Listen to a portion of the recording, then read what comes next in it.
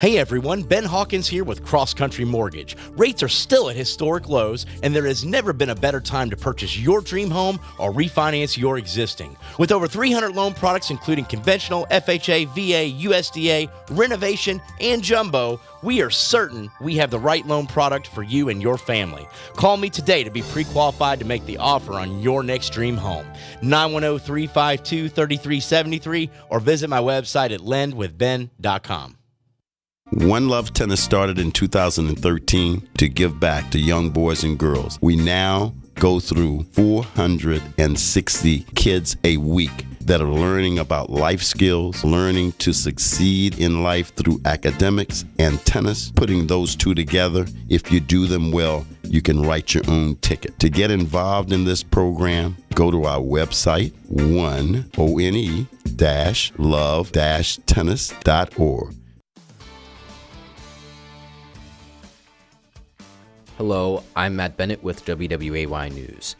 A community college instructor is off the job after being arrested for child porn possession.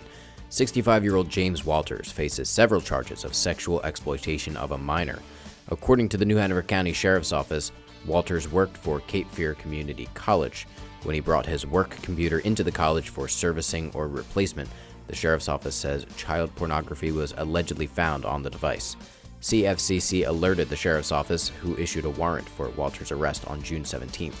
Law enforcement tracked Walters to a home in West Virginia and arrested him. He was extradited to New Hanover County and booked on Thursday. The town of Topsail Beach planning to discuss a possible ordinance on topless sunbathing at its Board of Commissioners meeting tonight. Commissioner Tim Zizak says Topsail Beach hasn't had a problem with topless tanning, but they've seen it become an issue in other places, so they're trying to be proactive. Other local towns have topless sunbathing ordinances already in place, like Surf City, Wrightsville Beach, and Oak Island. Zizak believes an ordinance would keep Topsail Beach a family-friendly environment. Commissioners will meet tonight at 6 at Town Hall. Public comment will be allowed. And if it's been a while since you last compared home insurance policy rates, those numbers may surprise you. Insurance premiums have nearly doubled this year. According to local builders, the cost of some construction materials has quadrupled over the past couple of years. That, along with higher property values, means it could cost a lot more to rebuild your home if it were damaged or destroyed by a fire or natural disaster.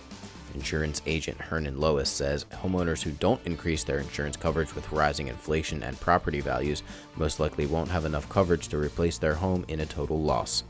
For more on these stories, you can head over to WWAYTV3.com. I'm Matt Bennett. Have a great day. Happy Wednesday, everybody. I'm WWAY meteorologist Ramel Carpenter with your Storm Track 3 forecast. Likely our hottest day of the week as high temperatures climb into the lower 90s away from the coast. And when you factor in dew points in the upper 70s, we're going to get feels-like conditions getting into the triple digits. So make sure we're staying hydrated and finding ways to stay cool. If you're going to be outside throughout the day today, chances for scattered showers and thunderstorms start to increase to about 40% heading into the late afternoon and evening hours with partly cloudy skies in store for us and temperatures falling to the middle and upper 70s overnight. Get your full forecast on WWAY and WWAYTV3.com. This news and weather is brought to you by Two Men and a Truck. For your free quote, go to twomenandatruck.com. twomenandatruck.com.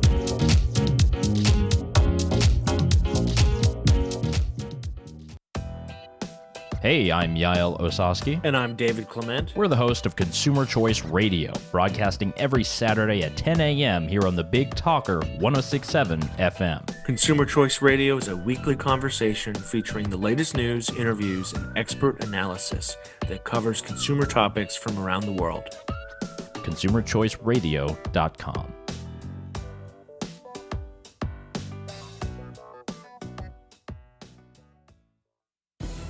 Hi, this is Justin Humphreys from the Humphreys Law Firm on Eastwood Road.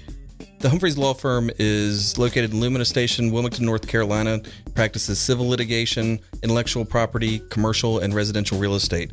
Please give us a call at 910-332-0721 or visit us on our website, which is www.humphreysfirm.law. You can also listen to me every Thursday from 6 to 7 p.m. on the Big Talker 106.7 FM. Joining Big Talker Network is as easy as asking for it. Program your digital home assistants such as Google Home, Alexa, and Siri to stream Big Talker Network content by simple voice command. Enjoy convenient hands-free access to the program whenever you want, however you want, by asking for Big Talker. Hey, good morning. Welcome back to the Asylum, your refuge in a world gone mad, right here on the Big Talker Network. Please visit the website at bigtalker.live.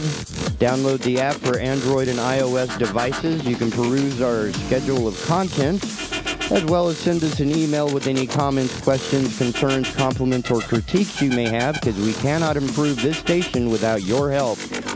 And as promised, this morning we have a super special celebrity guest host, Mr. Chad Adams.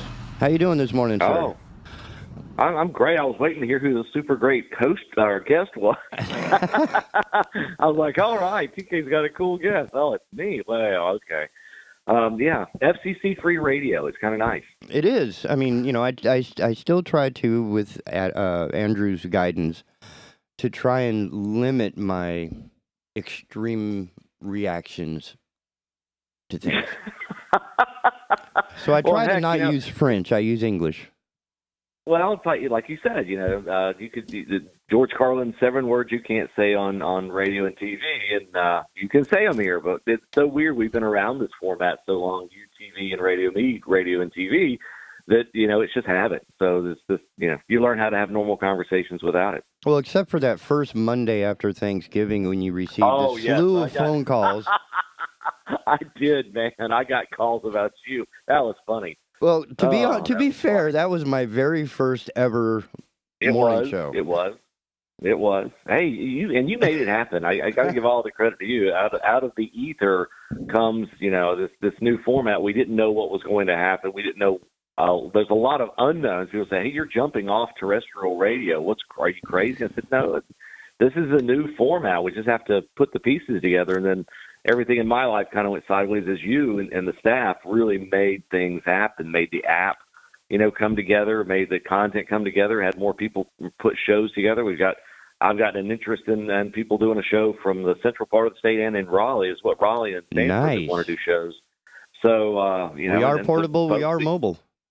Yeah, and they can do it from anywhere, and that's the thing. You know, if you have an interest in doing a show, you have content you think is relevant and important, you can put together your show, and we can make it happen in no time. That's the other beauty. You've done so much work on the infrastructure side that it can happen just in no time. You can put it together, get it in the schedule, you can have it, you know, you can keep the content, you can put it in our rotation, you can have it on almost every known kind of social media that you want to have it live or recorded.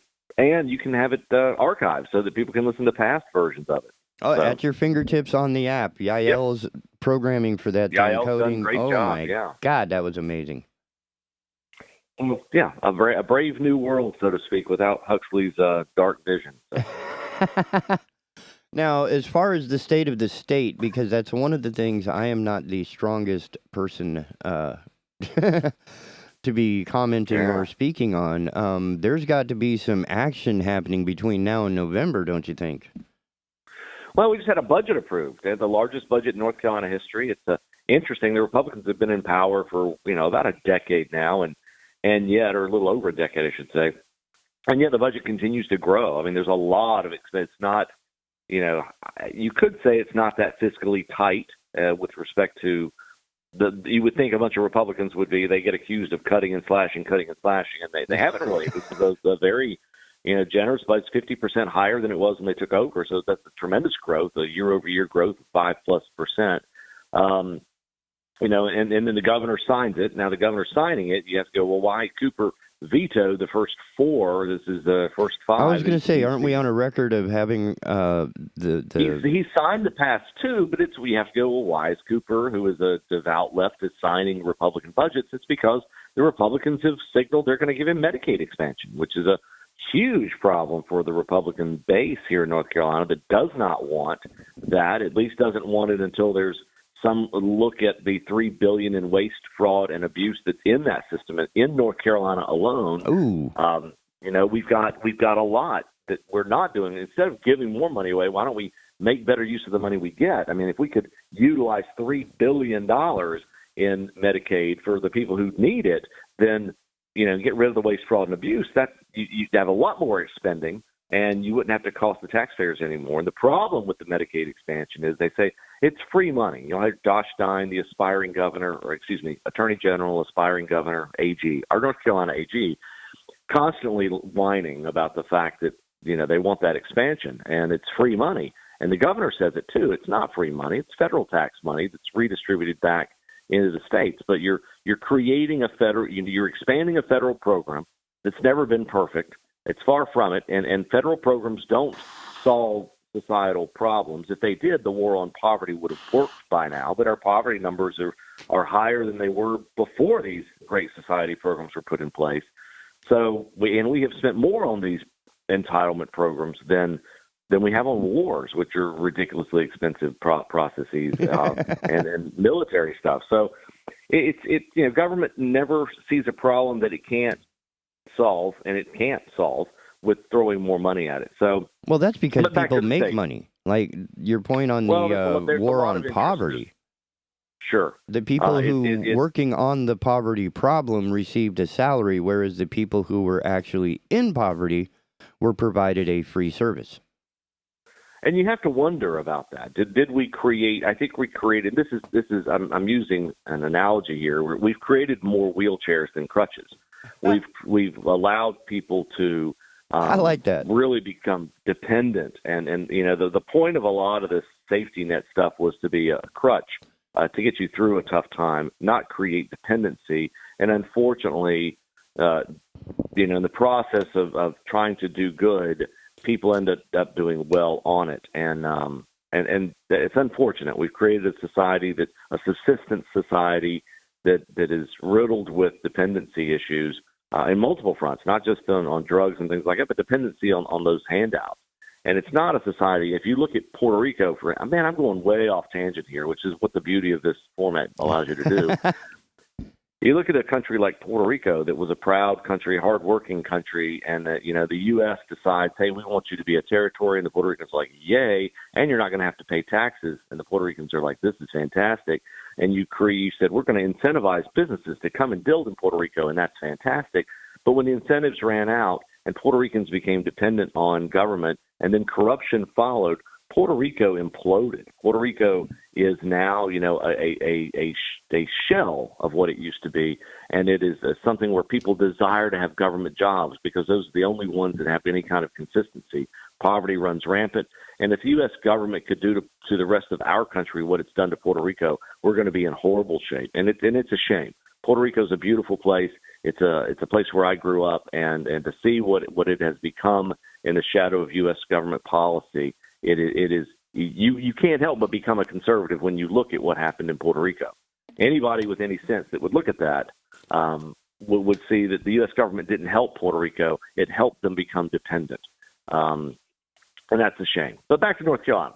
So Governor Cooper signs the budget. We've got a bunch of Republicans that are going to be crowing about that heading into the fall elections. The Republicans have a plus 12 advantage of pretty much everywhere in North Carolina. Meaning, good Lord, in the that's an unbelievable. It's never happened in my lifetime. I've seen it at plus 6, plus 8. I've never seen a generic ballot, meaning that any Joe citizen going in to vote, there tends to be a plus 12-point advantage for Republicans generically. So forget the candidates for a minute. Just if there's an R running against the D, then there's a 12-point advantage probably. Now, Deb Butler and John Hennett, that race in the Wilmington area is one that everybody's watching because that was drawn to be a protected Democrat district. It's a D plus 10 plus 11. And she's in trouble. I would say John Hennett. This is sounding like Dungeons and Dragons, D plus 11, D plus. Oh, yeah, those die. Holy 20-sided, 12-sided, 8-sided, 4-sided die. Those things are great. Man, I missed that. That was a lot of fun. But John Hennett's got a better than even chance. The Republicans have a really good shot, and this will take me back to my original thought about what we were talking about with Medicaid. The Republicans have a better than even shot, a really good shot at having supermajorities in the House and the Senate. Now, Governor Cooper has 2 more years left after this year. He signed the budget. The state of emergency with respect to COVID ends on August the 15th.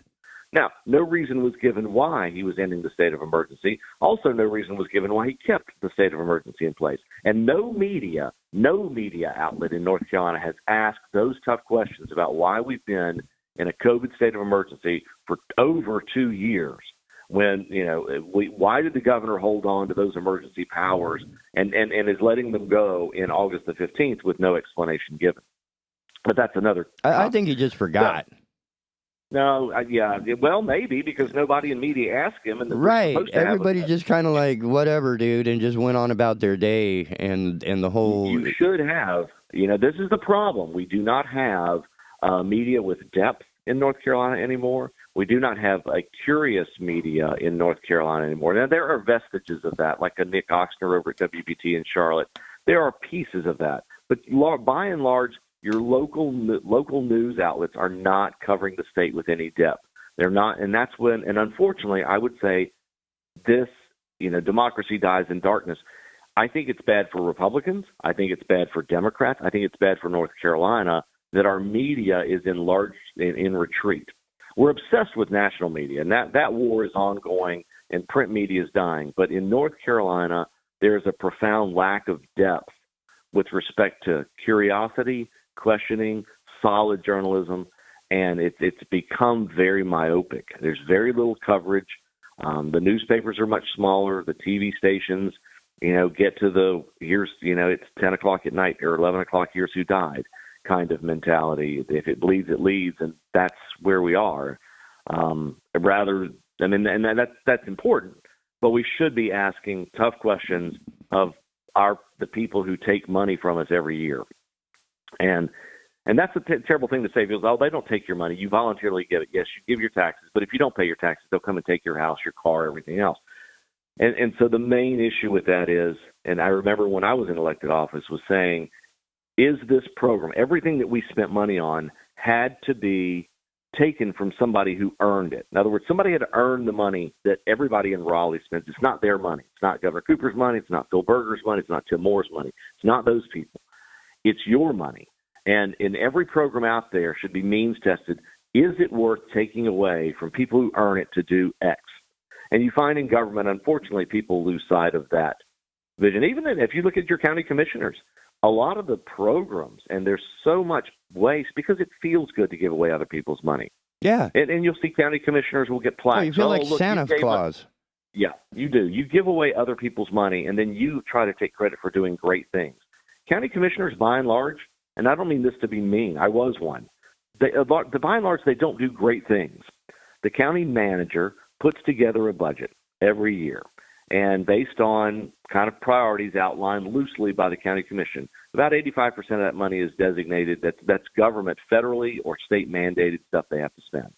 The other 15% is discretionary, and some counties a lot higher than that. In Brunswick County, the discretionary spending is a lot higher because they have a wealthy county, coastal communities that are dumping pickup truck loads full of money at the county office doorstep, and the county commissioners are very glad to go and spend it and act like those are priorities without a lot of oversight. There's very little press coverage. Same ditto in Wilmington. A little more press coverage in Wilmington, but by and large, people are more interested in what's going on with Julia Bozeman than the money that Julia Bozeman, as a county commissioner, authorizes. Then this is where citizen activism's got to come to around, and unfortunately, a lot of citizen activism is dedicated to the proposition of kind of the fringes on the left and right. They're more engrossed in these fringe kind of things than they are in, hey, let's just be tactical and let's get interested in the issues of the day and find better ways to deal with it. And by fringe, you're meaning more the lifestyle type policies as opposed to fiscal and other infrastructure type policies. I would say on the left, this obsession with pronouns, the left, the obsession. I mean, we can't even have a discussion about it yesterday in Congress.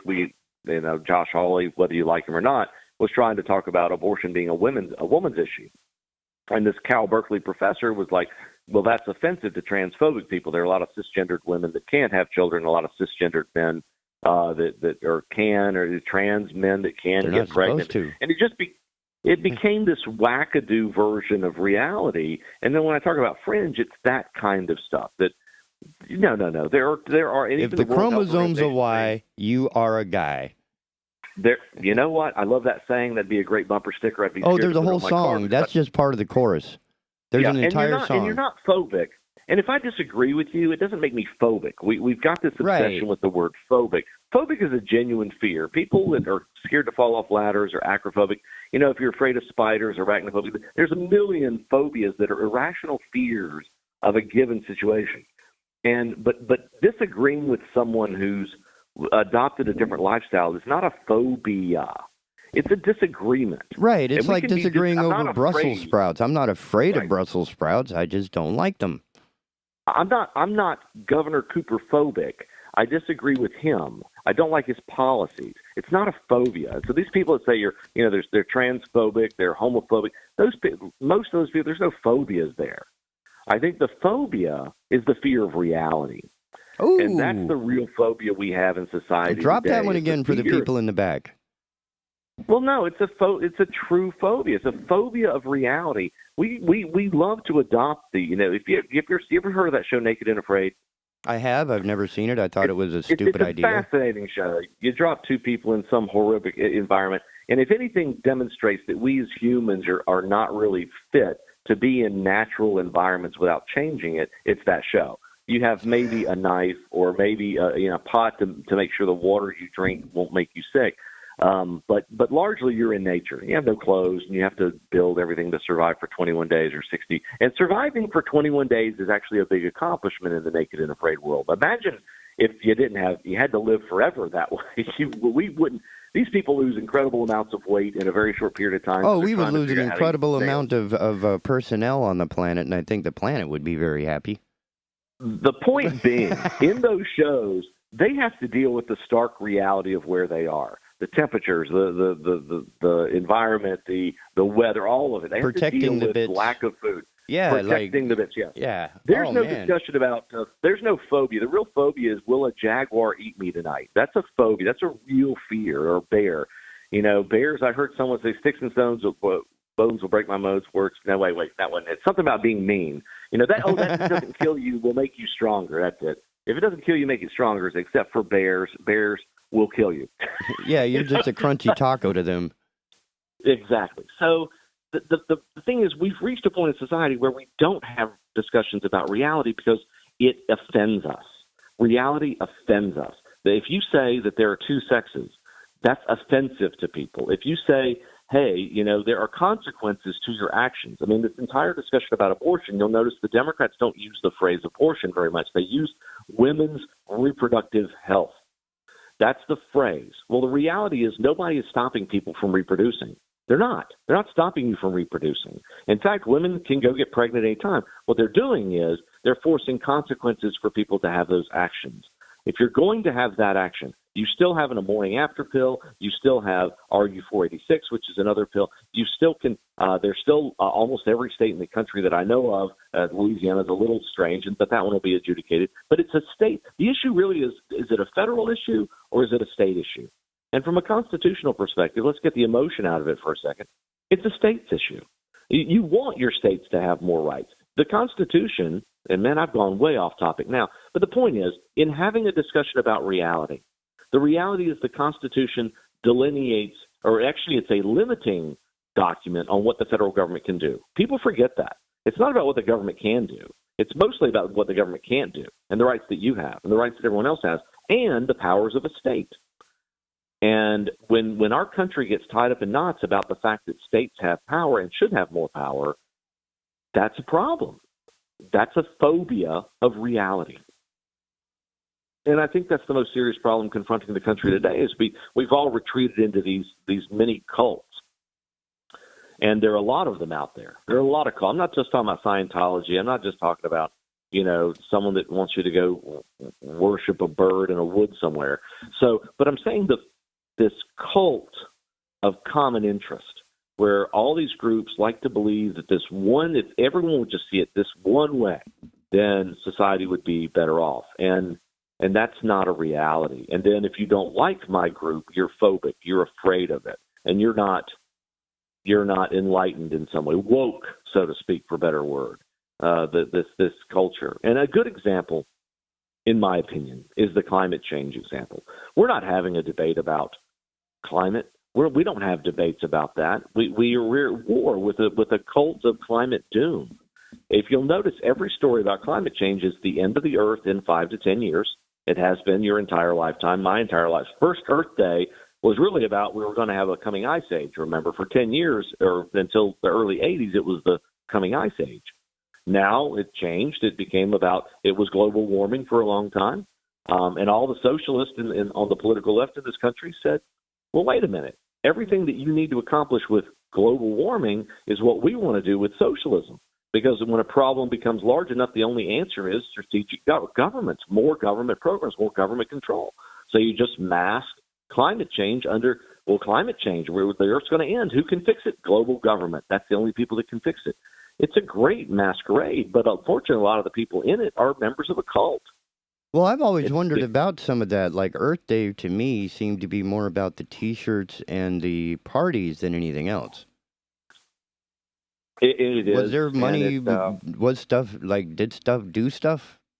Did that? I mean, they did. I mean, the entire purpose of Earth Day is to raise awareness. And you know, in the early '70s, when Earth Day first came about, it was about the climate change issue. Was about a coming ice age. It was also about the population boom. A guy named Paul Ehrlich, I'll spell that wrong, wrote a book called The Population Bomb that we, by the mid-'80s, there were going to be so many people that we weren't going to be able to sustain ourselves, that famine was going to run rampant, the disease was going to run rampant. Little did he know, we doubled the population from that point, actually almost tripled it, and now it's slowed down. We're not growing. In fact, we're kind of stagnating now on population growth for a lot of reasons that people don't want to have kids because of whatever.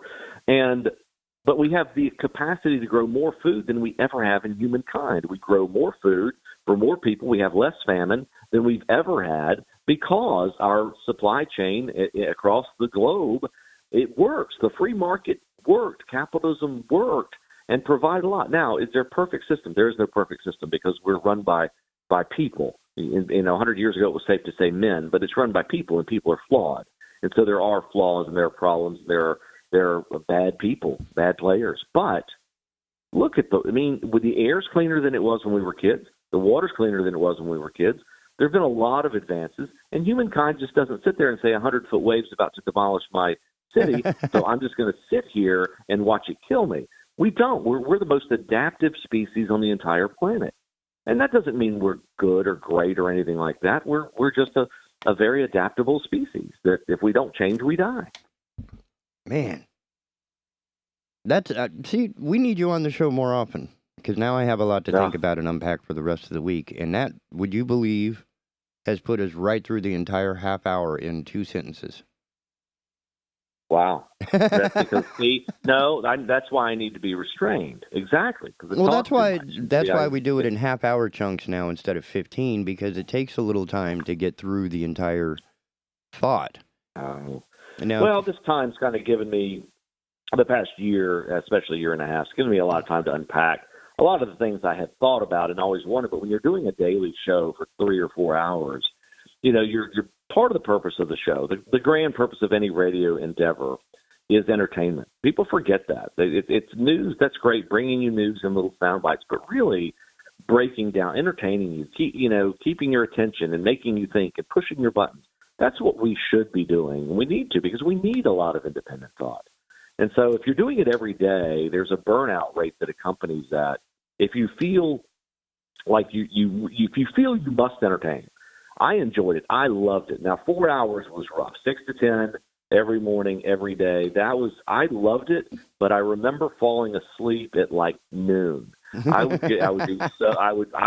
high energy person on air, and so that's where I leave it all on the table, and I would collapse at noon and then be back up. And then when I wanted to socialize, everyone's at work, and then by the time they want to socialize, it's time for me to go to bed.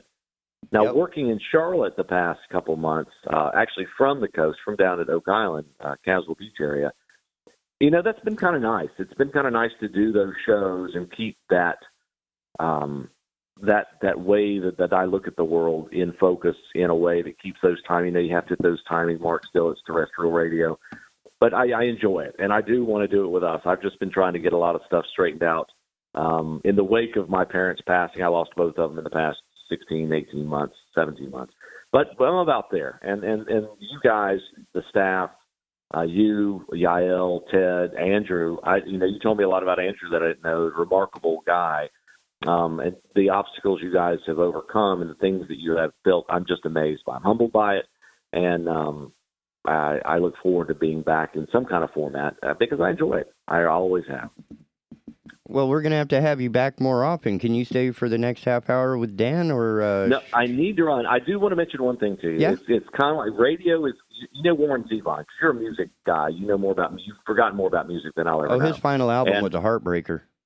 Right. And one of my favorite things, Warren Zevon was a very educated, erudite guy. Love the guy. And much brighter than people think of when they think of musicians generally.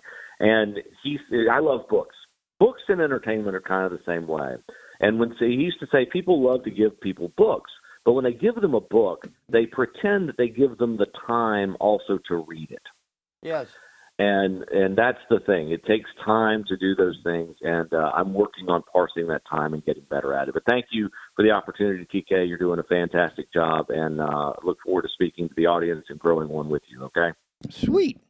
We got time for you, too, buddy. man. We're waiting. Thank you. Y'all have fun. Have a great day. Sending messages. All right, ladies and gentlemen, I'm going to hit this magic button. Look at that. Music instantly. We're going to take a quick break, and when we come back, the patient man known as Dan Roman will be waiting in the wings. We'll be right back after these messages. Don't go nowhere, because I need more coffee and a bathroom break. Be right back.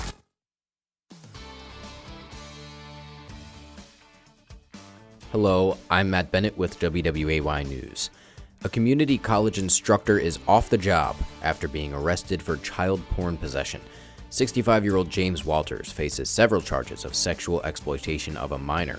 According to the New Hanover County Sheriff's Office, Walters worked for Cape Fear Community College.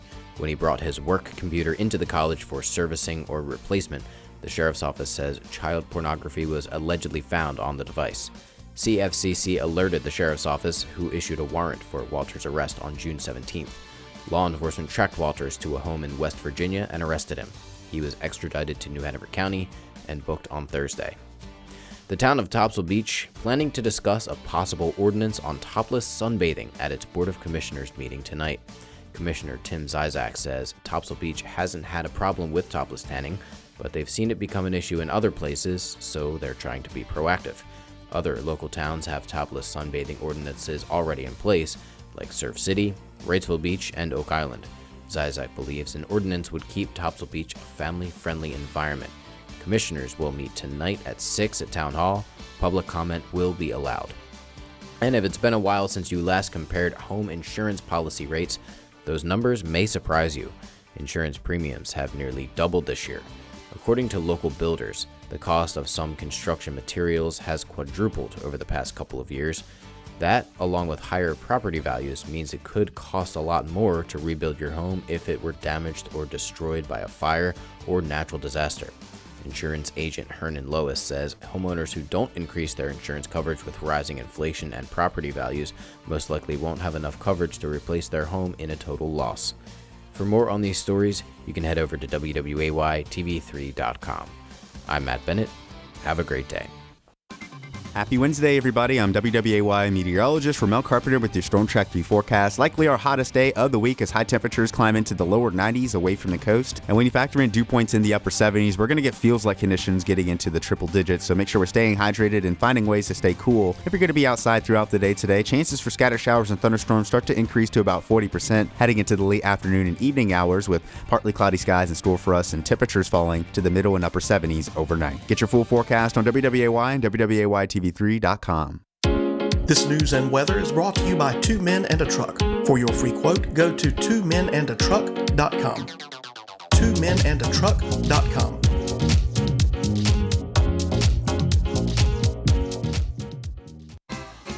Folks, you must visit Angie's Fresh Produce. 4447 Long Beach Road, Southport. Beautiful fresh produce at a great price. Angie's has just about every vegetable you want. In-store shopping and pickup, and all wheelchair accessible. Call Angie's Fresh Produce at 910-477-9068. I am State Farm Agent Rob Renz, and I want to help you get to a better place. Visit us online at ilminsurance.com. That's ilminsurance.com. Like a good neighbor, State Farm is there. O'Leary's Automotive Repair has multiple locations in the area in Hampstead, Leland, the Myrtle Grove area, Ogden, and Wrightsboro. O'Leary's Automotive Repair, a trusted, locally owned business since 2006. Enjoying Big Talker Network is as easy as asking for it. Program your digital home assistants such as Google Home, Alexa, and Siri to stream Big Talker Network content by simple voice command. Enjoy convenient hands-free access to program whenever you want, however you want by asking for Big Talker. Hey, welcome back to the Asylum, your refuge in a world gone mad, right here on the Big Talker Network, reminding you to visit the BigTalker.live website. Download the app for Android and iOS devices, peruse the schedule of content, and send emails. And as promised, we have a guest with us, Mr. Dan Romand from Full Circle Fitness. Yes? That's where I'm from. Correct, my friend. How are you? You missed me last week, I heard.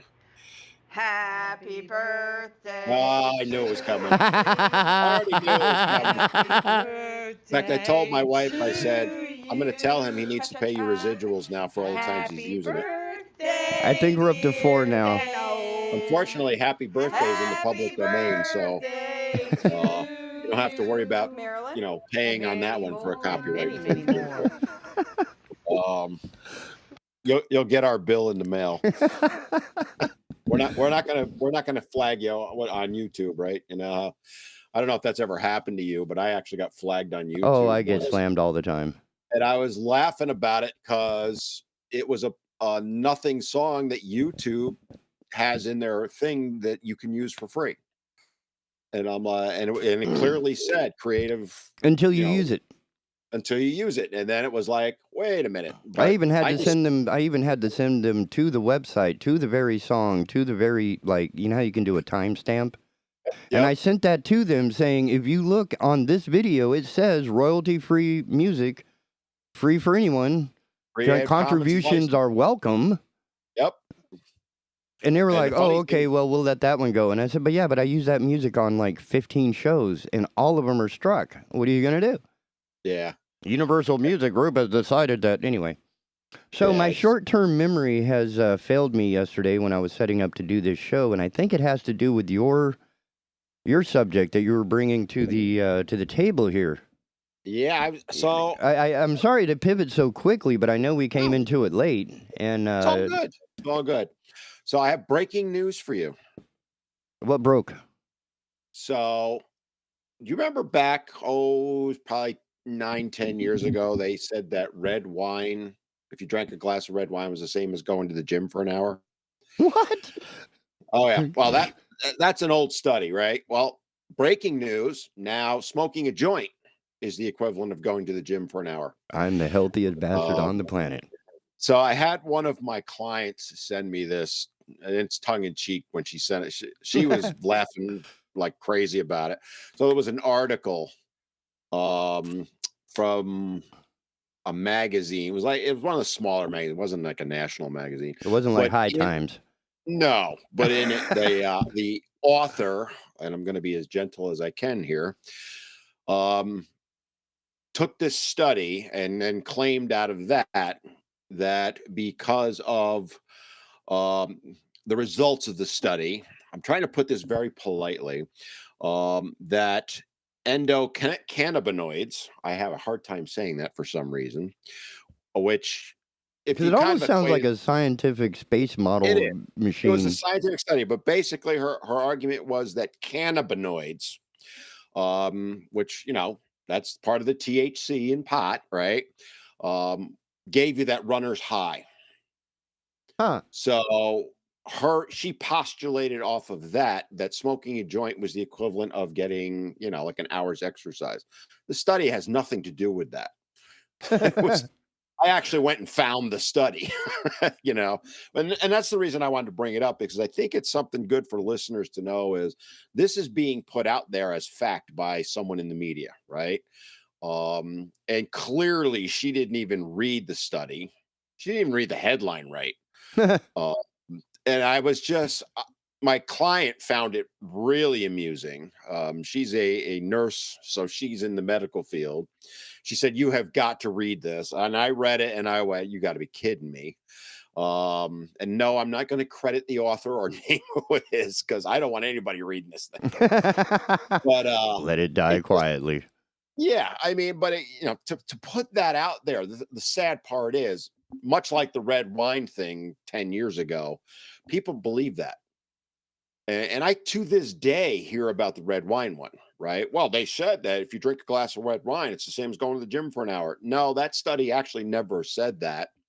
And in fact, in that study, it was done on rats. They never actually gave the rats red wine. They just gave them the tannins. Exactly. So, Here, eat this, mouse. It's bigger than you are, and you'll be fine. Yeah, I forget the exact number, but it was in the neighborhood of the equivalent of 1,000 bottles of wine a day. I forget, it's somewhere in that area, which no human being would ever could drink. That's like trying to drink Canada Dry. Sorry, that was really bad. I can't even remember the last time I had Canada Dry. Or are you talking about drinking the country dry? Well, that's the joke. Yeah. The latest TikTok related to this, and only to strengthen your point about how silly human beings on this planet are.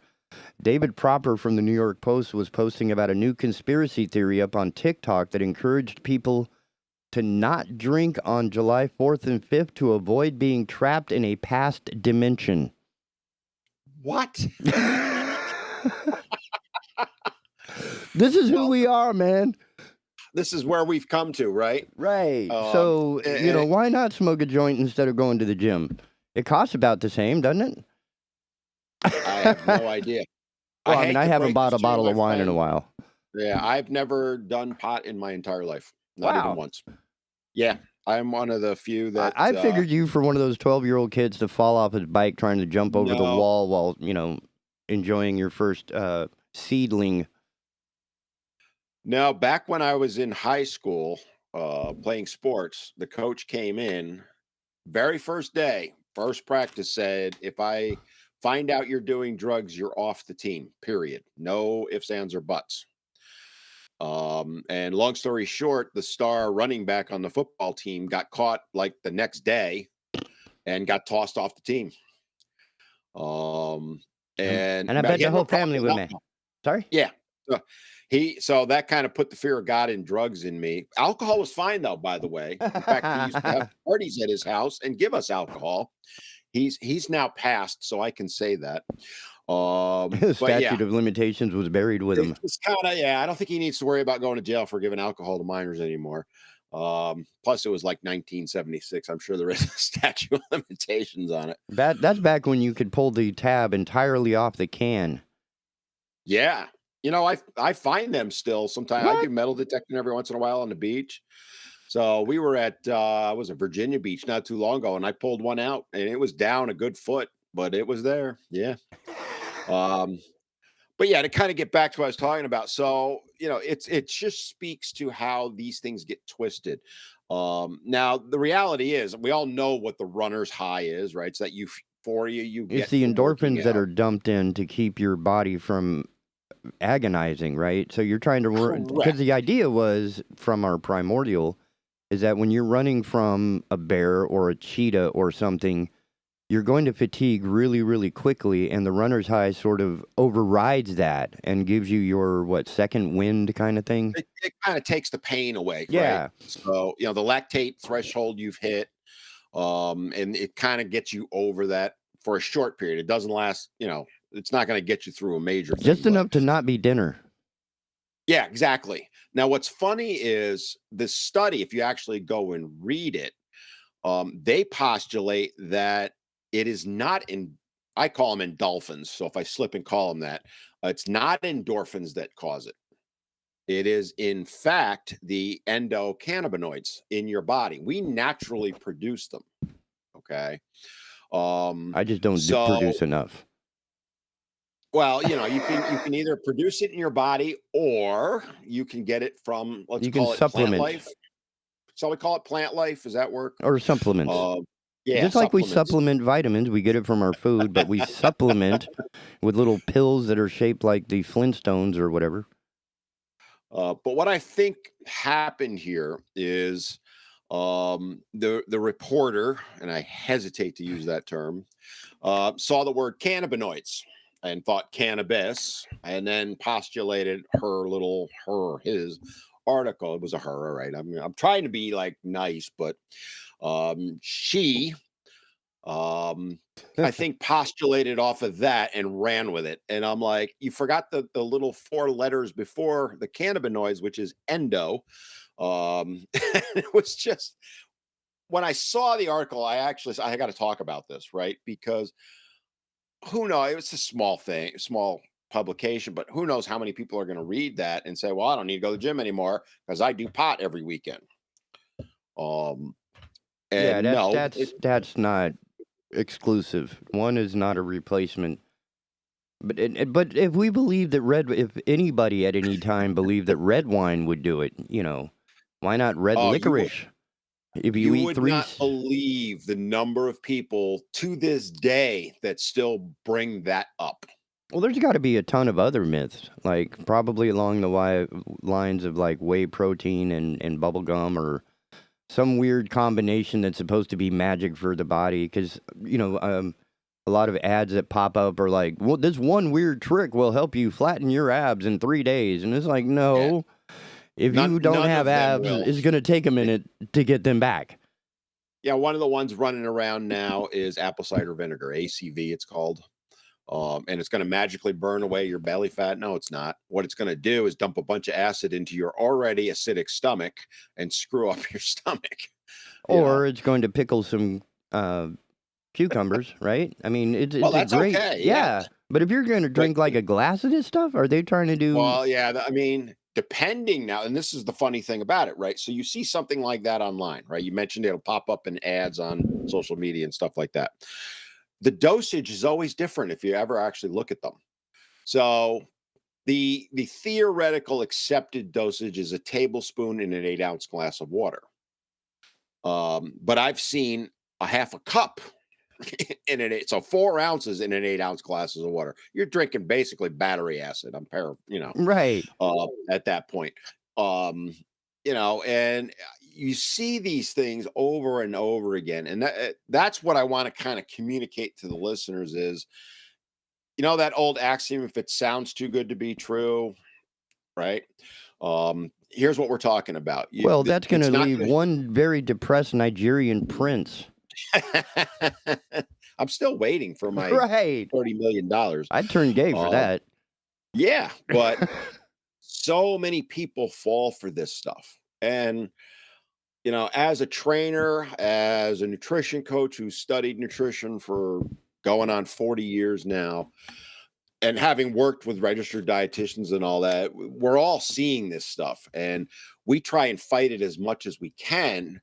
But it's a losing battle. The water is over the dam, and it's pure marketing, right? So we're trying to counter in some cases companies that are spending millions of dollars a day pushing this stuff, and unfortunately, it has a very negative effect on some people's health. ACV being a classic one.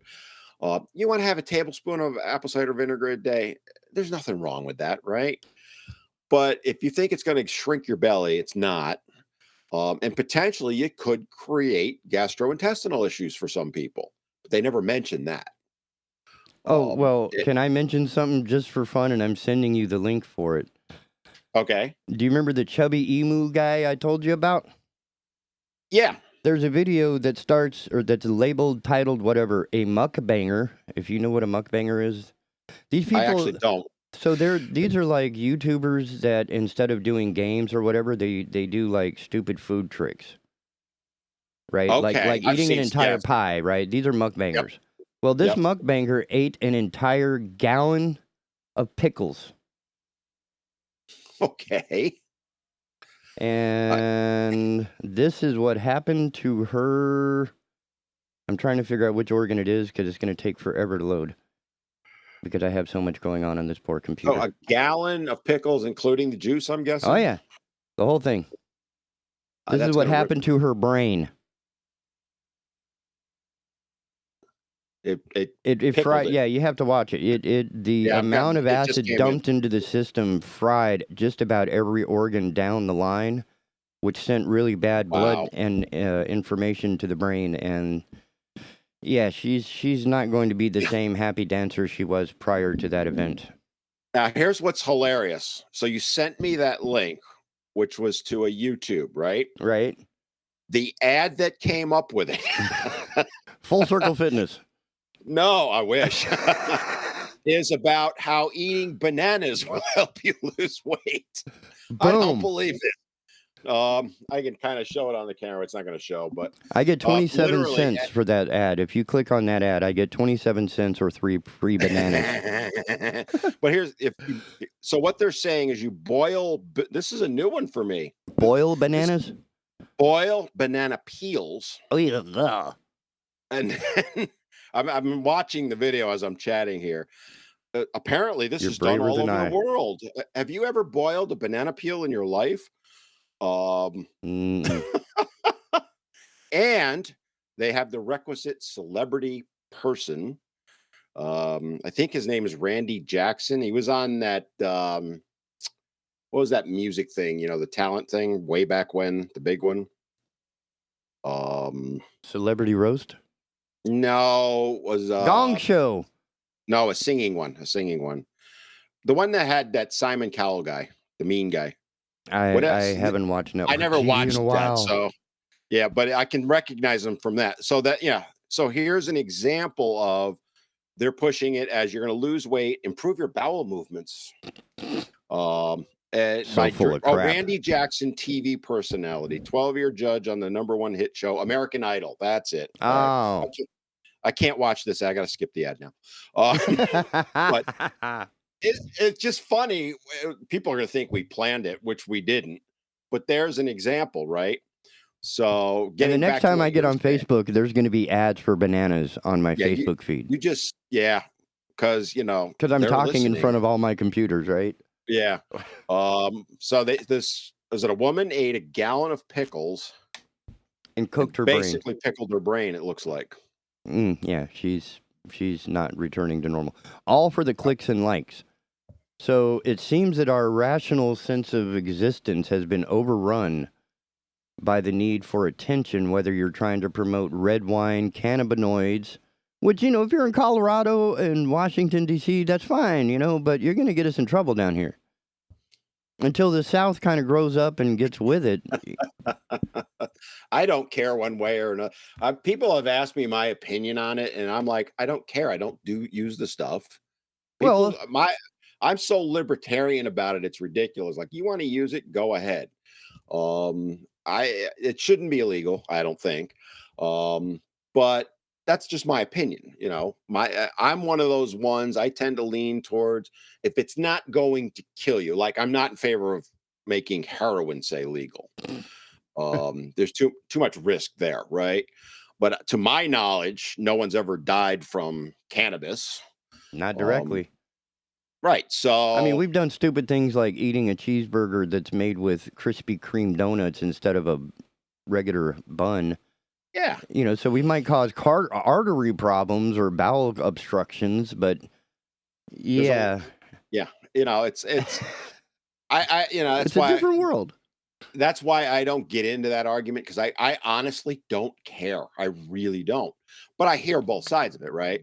And then but the problem is people take that and they start, well, if you smoke 2 joints a day, you're going to lose 10 pounds in a week. I'm waiting for the day that's going to come out. Or something along those lines. You start hearing all these different things.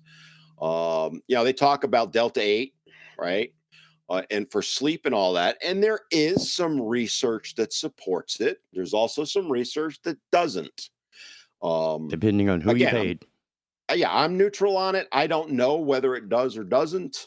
My point to people is don't just accept one study, first of all. Look for multiple studies or a meta-analysis of multiple studies, because as you just mentioned, you can buy and pay for a study to say absolutely anything you want. You go to, let's say, And then you have Acme, an uneducated.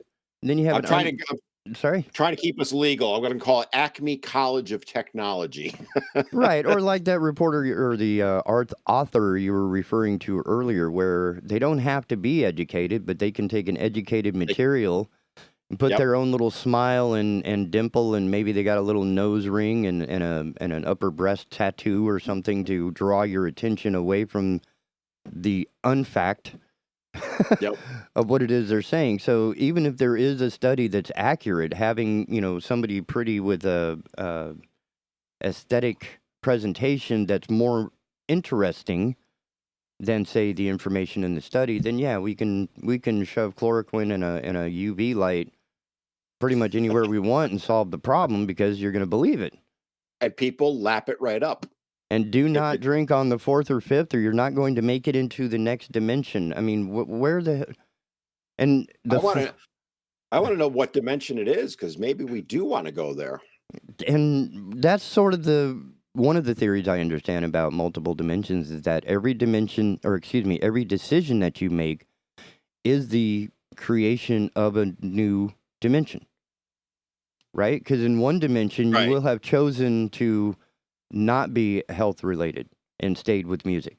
Those sort of things. Each one of those decisions makes that dimension. So choosing not to drink on the 4th or 5th, regardless of the conspiracy, has already led you to your own parallel universe or dimension of where you would have been had you decided to get blasted on the 4th. So in some dimension somewhere, I have a full head of hair and you're bald. Just think about that. Yep, and I'm a CPA and you're a rock star.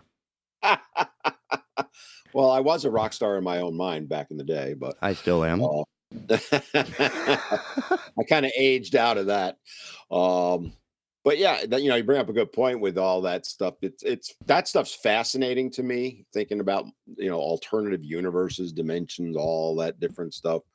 And I nerd alert, I get into that stuff, and you kind of tie it in with, that's why I go and read actual studies. And I've talked about it before where, as in this case, I went and looked up the actual study she was basing her article on, and it has nothing to do with pot. It literally isn't mentioned in the study. Nope. At all. Nope. Other than one line which says it mirrors the effects of. That was it.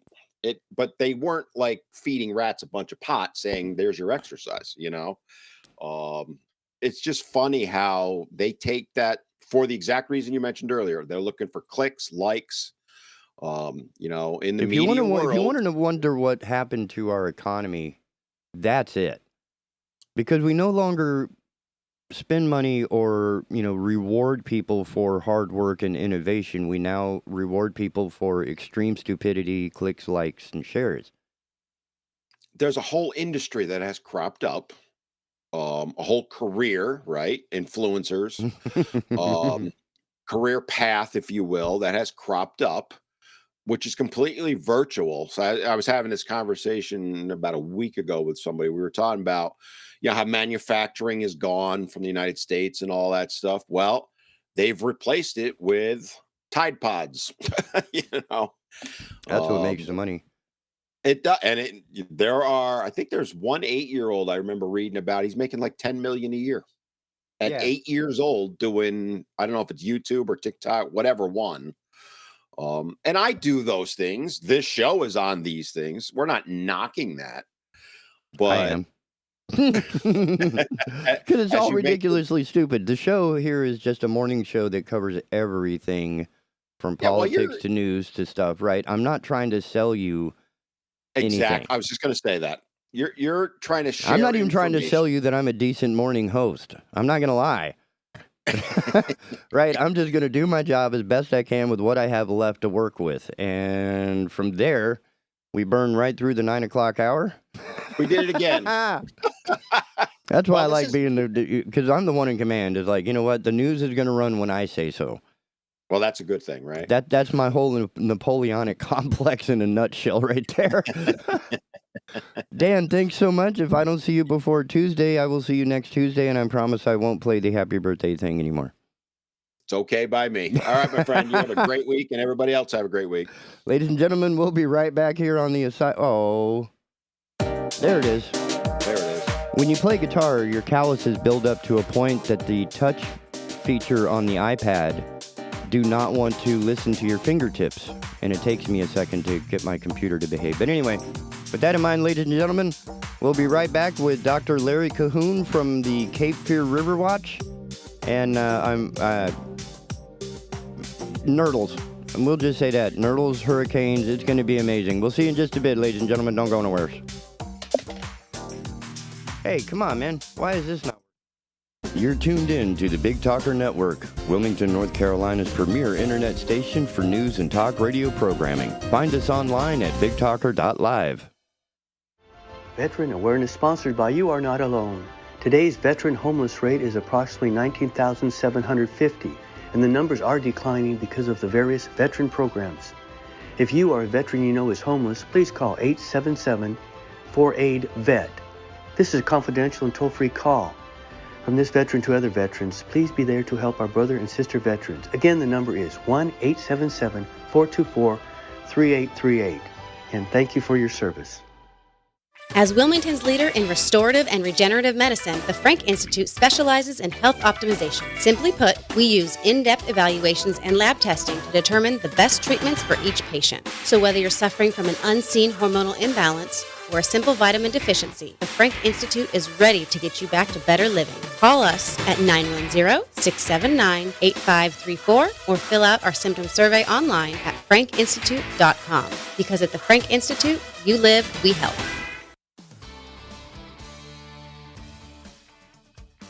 Hello, I'm Matt Bennett with WWAY News. A community college instructor is off the job after being arrested for child porn possession. 65-year-old James Walters faces several charges of sexual exploitation of a minor. According to the New Hanover County Sheriff's Office, Walters worked for Cape Fear Community College. When he brought his work computer into the college for servicing or replacement, the Sheriff's Office says child pornography was allegedly found on the device. CFCC alerted the Sheriff's Office, who issued a warrant for Walters' arrest on June 17th. Law enforcement tracked Walters to a home in West Virginia and arrested him. He was extradited to New Hanover County and booked on Thursday. The town of Topsail Beach planning to discuss a possible ordinance on topless sunbathing at its Board of Commissioners meeting tonight. Commissioner Tim Zizak says Topsail Beach hasn't had a problem with topless tanning, but they've seen it become an issue in other places, so they're trying to be proactive. Other local towns have topless sunbathing ordinances already in place, like Surf City, Wrightsville Beach, and Oak Island. Zizak believes an ordinance would keep Topsail Beach a family-friendly environment. Commissioners will meet tonight at 6 at Town Hall. Public comment will be allowed. And if it's been a while since you last compared home insurance policy rates, those numbers may surprise you. Insurance premiums have nearly doubled this year. According to local builders, the cost of some construction materials has quadrupled over the past couple of years. That, along with higher property values, means it could cost a lot more to rebuild your home if it were damaged or destroyed by a fire or natural disaster. Insurance agent Hernan Lois says homeowners who don't increase their insurance coverage with rising inflation and property values most likely won't have enough coverage to replace their home in a total loss. For more on these stories, you can head over to WWAYTV3.com. I'm Matt Bennett. Have a great day. Happy Wednesday, everybody. I'm WWAY meteorologist Ramel Carpenter with your Storm Track 3 forecast. Likely our hottest day of the week as high temperatures climb into the lower 90s away from the coast. And when you factor in dew points in the upper 70s, we're going to get feels-like conditions getting into the triple digits. So make sure we're staying hydrated and finding ways to stay cool. If you're going to be outside throughout the day today, chances for scattered showers and thunderstorms start to increase to about 40% heading into the late afternoon and evening hours, with partly cloudy skies in store for us and temperatures falling to the middle and upper 70s overnight. Get your full forecast on WWAY and WWAYTV3.com. This news and weather is brought to you by Two Men and a Truck. For your free quote, go to twomenandatruck.com. twomenandatruck.com.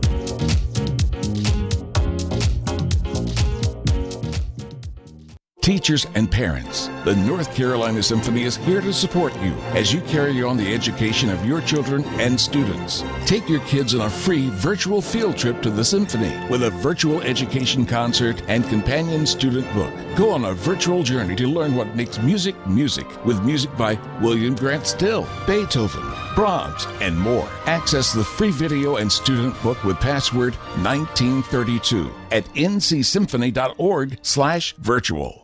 Folks, the sad truth of it is most of what we're seeing in the news cycle is just noise, and it's recycled noise at that. Nothing informative, nothing that actually helps us discern the times that we live in. That's why we started doing Heard Tell. Every morning, right here on Big Talker Network, 7 a.m. with a replay at 3 p.m., we talk and discuss the issues of the day, culture, and politics with knowledgeable guests. No yelling, no caterwauling, just grown folk talk about the issues that matter. Join me, Andrew Donaldson, every weekday morning for Heard Tell. Enjoying Big Talker Network is as easy as asking for it. Program your digital home assistants such as Google Home, Alexa, and Siri to stream Big Talker Network content by simple voice command. Enjoy convenient hands-free access to program whenever you want, however you want by asking for Big Talker.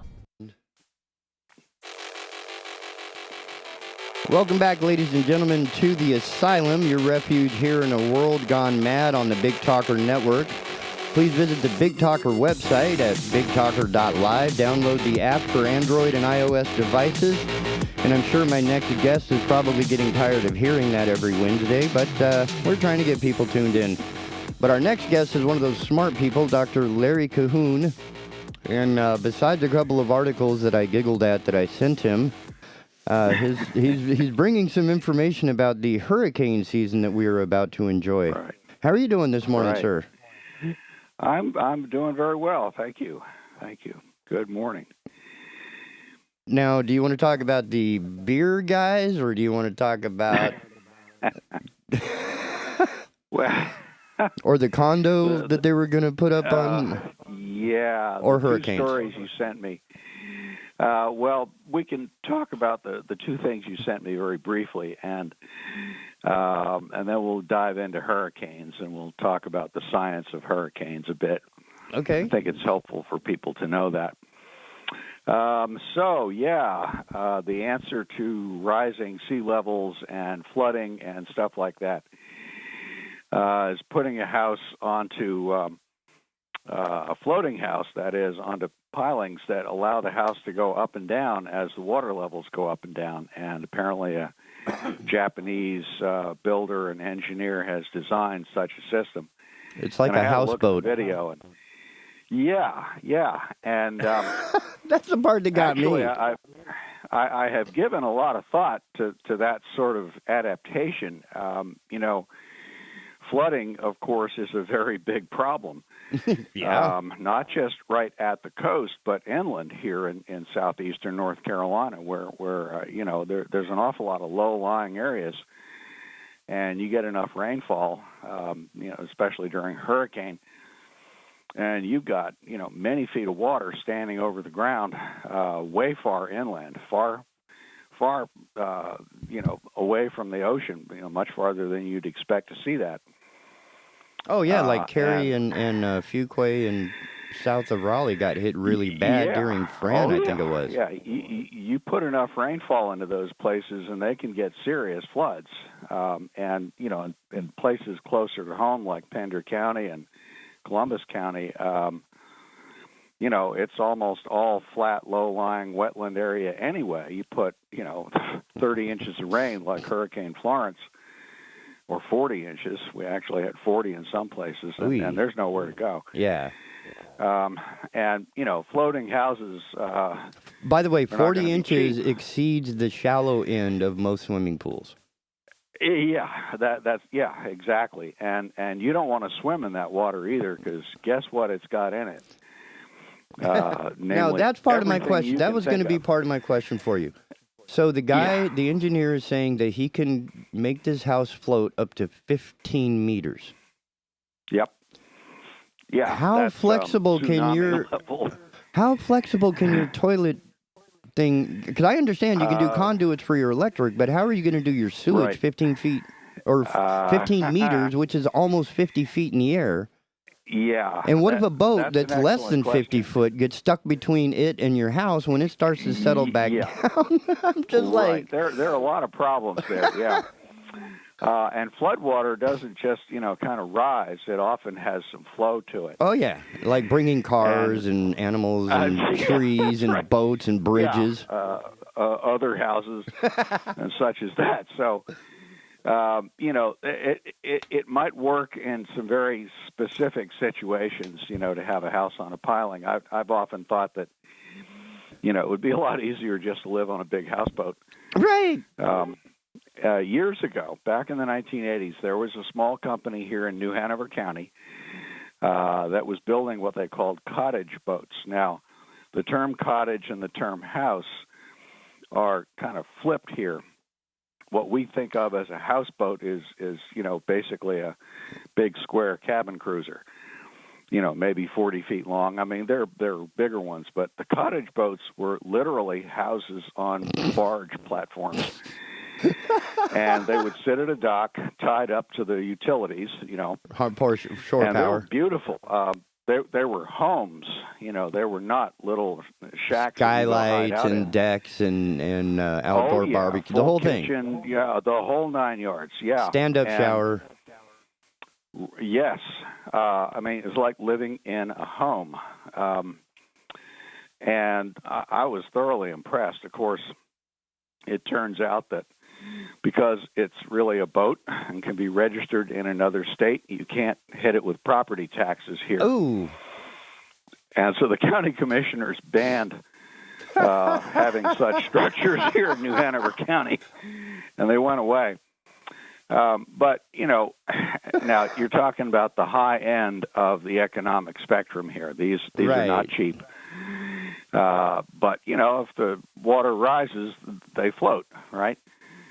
I sometimes think facetiously that if the developers who want to build that giant condo project over on Point Peter would broaden their horizons a little bit, they could buy a used cruise ship and just moor it there. It'll float. There's no problem with flooding. Nope. You can build the shore facilities and access, and cruise ships, of course, have all the amenities. Now, you can't gamble within 3 miles of the coast.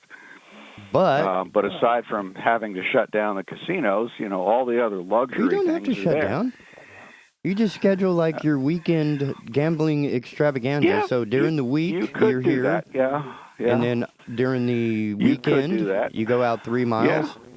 And you have little launcher boats, right? So you can shuttle people back and forth to the mainland if they really need to use the bathroom. You could do that. Well, a big boat like that, you've got all the facilities you need. Anyway, so something to think about. All right. Now, boats beer. are not cheap, though. So, yeah, beer. Well, most of what's in beer is water. Now, can I ask a question about treatment process? Yeah, right. There was a video by, what's his name? I can't remember his name now, damn it. But he did a video comparing the process of fermenting beer and processing sewage, and there seems to be a parallel. Well, they're both biological processes, different organisms involved, and of course, in the one case, you get treated sewage, in the other case, you get alcohol and taste and flavor and all of that. Now, they're both biological. Is recycled sewage a misnomer? Is that because it doesn't seem like an accurate term? The term is a little misleading because it's mostly water. You take out the nasties, the solids, the bacteria, the nutrients, and the other chemicals. And guess what? We have the technology to do that. We've talked about PFAS contamination and treating PFAS-contaminated water with reverse osmosis. Well, reverse osmosis will clean pretty much anything out of water. And what you get is pure water. The hydrogen and the oxygen bound together. Yep. H2O. That's right. So it's probably more pure than the water coming out of, say, the natural springs of Colorado from which Coors is made. Yeah. Yes, I would bet. Now, of course, they pasteurize stuff, and they make beer. Right. Some brewers don't, but many of them pasteurize their beer in any event for microbiological reasons. But, if you've got pure water to start with, you can do anything with it. And the capacity exists to clean virtually anything into pure water. I mean, this is how we take seawater and turn it into drinking water, is reverse osmosis. Is that being done on a larger scale? Because most of my growing up period into the my 20s and 30s, it just didn't seem, affordable or sustainable or whatever the term is. Yeah, the membranes that they use for that are better. As the use of that approach expands, the costs have come down. And so it's becoming more feasible. It's still not cheap. Okay, but if it's you've in got use. a nice well, oh yeah. If you're in a place where water is a difficult commodity to find, recycling it from whatever sources makes more and more sense economically. And it's the same it's a matter of the process cost. of taking seawater and making it drinkable as it is to the sewage and making it drinkable. Yep. So if it can handle shark poop, it can handle human poop. Oh, absolutely. Okay. Yeah, absolutely. Yeah. And it won't affect the flavor because it's now just H2O. None of the flavor or That's whatever, right. like what they say, it's got a mineral taste to it. All that would be gone. And it would just be all that would be gone. Yeah, you're starting off with better than distilled water. Wicked. You got just pure water in there. So then you add the flavor. Okay. If you're going to go through a brewing process, it would work. The downside to this is that when you mention the source of the raw water, people go, but you could make beer out of ocean water if you've got a reverse osmosis system to purify it. It doesn't matter. So, wow. Again, it's not cheap, but it's getting more reasonable, and the demand for pure water is going up. We're all sensitive to what's in our water supply. Whatever water supply there may be, looking at California. Yeah. Right.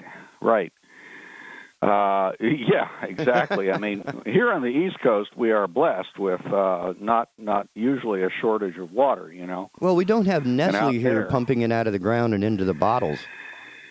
Right. I understand that was a huge problem in California. They drained like half of the aquifer for profit. Yeah. Yep. Yeah, well, among other things, they're growing almonds out in California. Almond trees require a tremendous amount of water. And now they've got 1 billion pounds of almonds sitting out there. And what do you do with them? I mean, that represents an export of your own water to other markets. There's a huge subsidy involved. That we're paying for as taxpayers. Well, they are. We're not, but we're paying. They are. I mean, yeah. They're shipping us their water in the form of almonds as a final product. But, you have to look at it like that. From a hydrological point of view, that's how you look at it. Think about Egypt. They're importing wheat, right? They don't have enough water to irrigate enough land to grow enough wheat to feed their own people, so they have to import it. So, in essence, they're importing water. Wow. I had never thought of it that way. Think about the water required to produce the things that people eat. Salads and so on. Beef. Yeah. Oh, yeah. That's right. I mean, nothing is Somebody's water exempt. grew that. That's right. Chickens, pork, fish. Oh, yeah. The farther up the food chain you go, the more water's involved. Man. So, if you have plenty of water around, it's not something you think about a lot. But if you're water short, as they are out west and in many other places in the world, well, yeah, you got to give some hard thought to what you're going to do with your water supply. Man. So now turning our attention back to our East Coast. Right.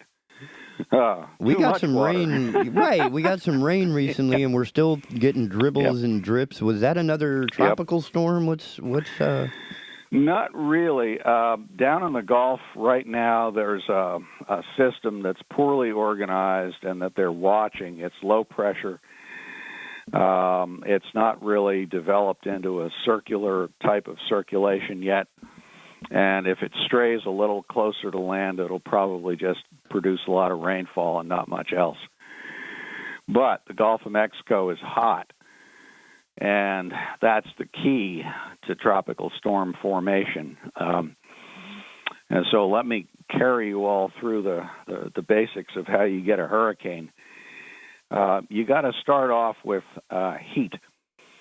And the local hurricanes cook up over hot water where the heat in the water is transferred to the atmosphere, and hot air rises and causes convection. That's what convection is, basically, hot air rising. Now, hot water is actually vapor. Yeah, it It's going to be evaporates moist. much more easily.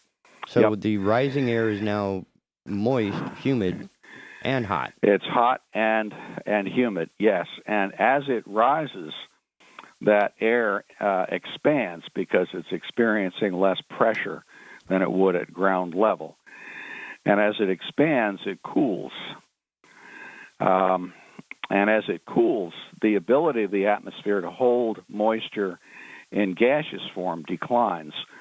And so what happens then is that the water vapor condenses, forms rainfall. When it does, it releases a tremendous amount of heat. It's what we call the heat of evaporation, or in this case, the heat of condensation. We call it latent heat because we don't see it as a change in temperature. We see it as a change in the form, in the state of the water itself. It goes from gas to liquid. And that latent heat is tremendous. It's an awful lot of heat, energy.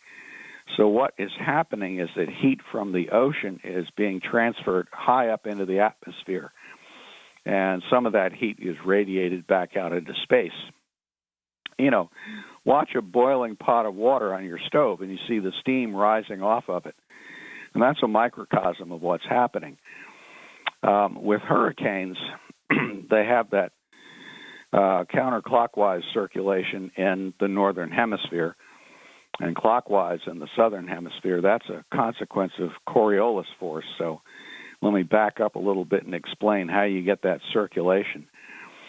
When you have a patch of hot water or a low-pressure system, like the systems that come off Africa and form those Cape Verde hurricanes, you get a cluster of thunderstorms, which are basically convective storms. The hot surface is heating the air over it, which rises, and that rising air creates an inflow of air near the surface to replace the air that's rising in the center of that convection. Oh, okay. When that center is big enough and when the convection is strong enough, in other words, the hot air is really hot and it's rising rapidly, it sucks in air from around the periphery. And as that air is sucked in, you see it as wind blowing toward the center. Coriolis force, which is the deflection of fluids on the Earth's surface caused by the rotation of the Earth under those fluids. I don't want to go deep into the physics there, but basically Coriolis force works on large spatial scales, tens to hundreds of miles. And so if you get wind blowing over a long distance, 50, 100 miles, that sort of thing, in the northern hemisphere, that wind will be deflected to the right.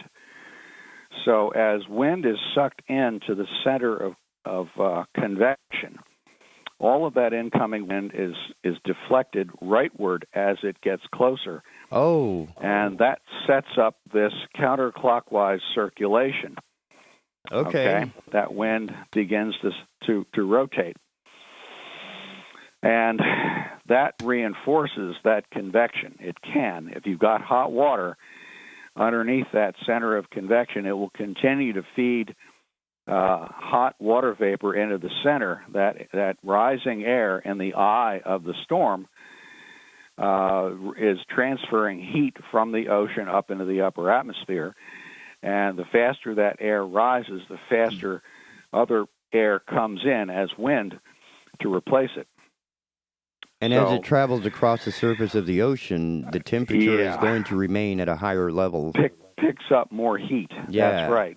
Wow. Here's another trick, and something that we've only really learned in the last 20, 25 years, and it comes out of science of satellite oceanography. You'll recall that when Hurricane Katrina got started, it didn't hit New Orleans, by surprise. We knew it was coming. It came across the Bahamas, crossed Florida, entered the Gulf of Mexico as a Category 2 hurricane. Now, Category 2 is, you're going to pay attention to that. But within 24 hours, it strengthened from a Cat 2 to a Cat 5, what they call an explosive intensification. Because the Gulf, I'm guessing, was ready to boil, and now it has the Gulf was hot. Right, the Gulf was hot. So it was like a whole new fuel system. Right, and here's the trick. They thought at first that it was the surface ocean temperature that mattered. And we had satellite imagery of the ocean surface temperature. We can tell how hot the ocean is from space. And the thing is, the intensification of the storm did not match the distribution of hot surface water. Weird. Yeah. In other words, the storm intensified over a patch of water that wasn't the hottest out there. And that was a head-scratcher. But because you would expect it to be over the hottest spot is when it would start to intensify fast. Yeah, that's right. But see, that's the surface temperature. Oh. Right? How deep does that go? As it turns out, they had a different set of satellites, and they looked at this later. Not very much later. They caught on. They're radar satellites with altimeters. In other words, they could use radar from space to figure out how high sea level actually was. Now, you think of sea level as a constant. The ocean's flat, right? Well, no, it's not. The tidal warm force. water is... Oh. Well, warm water is less dense than cold water. And the warmer the water, the less dense it is. So Just like really air. hot water, expands. And so hot water tends to ride higher in the ocean than cooler water. And the satellite altimeters can pick that up. And what they found was that Katrina exploded in intensity as it moved over a very high portion of the Gulf of Mexico. Meaning, in other words, the sea level was elevated. And what that meant was there was a very deep water column that was very hot. And the hurricane sucked the heat out of that. And that's how it exploded. Now, here's another factor involved. With the circulation around the eye of the storm, you're blowing counterclockwise, and the wind pushes the ocean water in front of it, right? So the ocean is circulating like a big whirlpool, right? Now, Coriolis force operates on that moving ocean water as well. And again, in the northern hemisphere, the water is deflected to the right, okay? And so the water flowing around the eye of the storm is actually being deflected away from the eye. And that creates an upwelling of water in the center of the eye. Oh, wow. It's kind of like what happens when at stop signs on a dirt road or at some softer intersections where you get those ridges from the friction of pushing against it. It's probably the wrong scale for that, but it operates that way on big scales. And again, it's very hard to see. You need the satellites that can see a big picture all at once to tell you that. But there it is. So what Katrina was doing was circulating the ocean and basically sucking up deep ocean water that in this case was very hot. And it was moving that ocean water into itself. Yes. So it was almost like it was Sucking eating. Upward. In a sense, yeah. If it were a beast, you'd say it's slurping up the heat from the hot ocean below it. And making so as much of that ocean available to eat. Yeah, it's extracting heat from the ocean, and there was a lot of heat to extract in that portion of the Gulf of Mexico, and so the storm became extremely powerful. You'll recall that with Katrina, it actually weakened as it came ashore. It was only a Cat 3 when it hit the Louisiana coast. I'm saying only. I mean, that was enough to kill New Orleans. Right, but that's only because it ran out of heat because there wasn't as much water underneath it. Exactly. It was shallower water, so there's a finite amount of heat in it. And that's true for these storms when they come ashore, is that they come over shallower water. You'll recall more recently Florence came in across the Atlantic. It was a Category 4 storm a couple days out. Yeah. I mean, people here were panicking. And, they thought, oh, my God, Category 4. Well, it came across the North Carolina continental shelf. It weakened as it came in. It actually blipped up a little bit in strength as it crossed the Gulf Stream, which is deep, hot water. But then as it came across the shelf and it slowed down, and that was key, it slowed down in shallower water near the coast, and it weakened.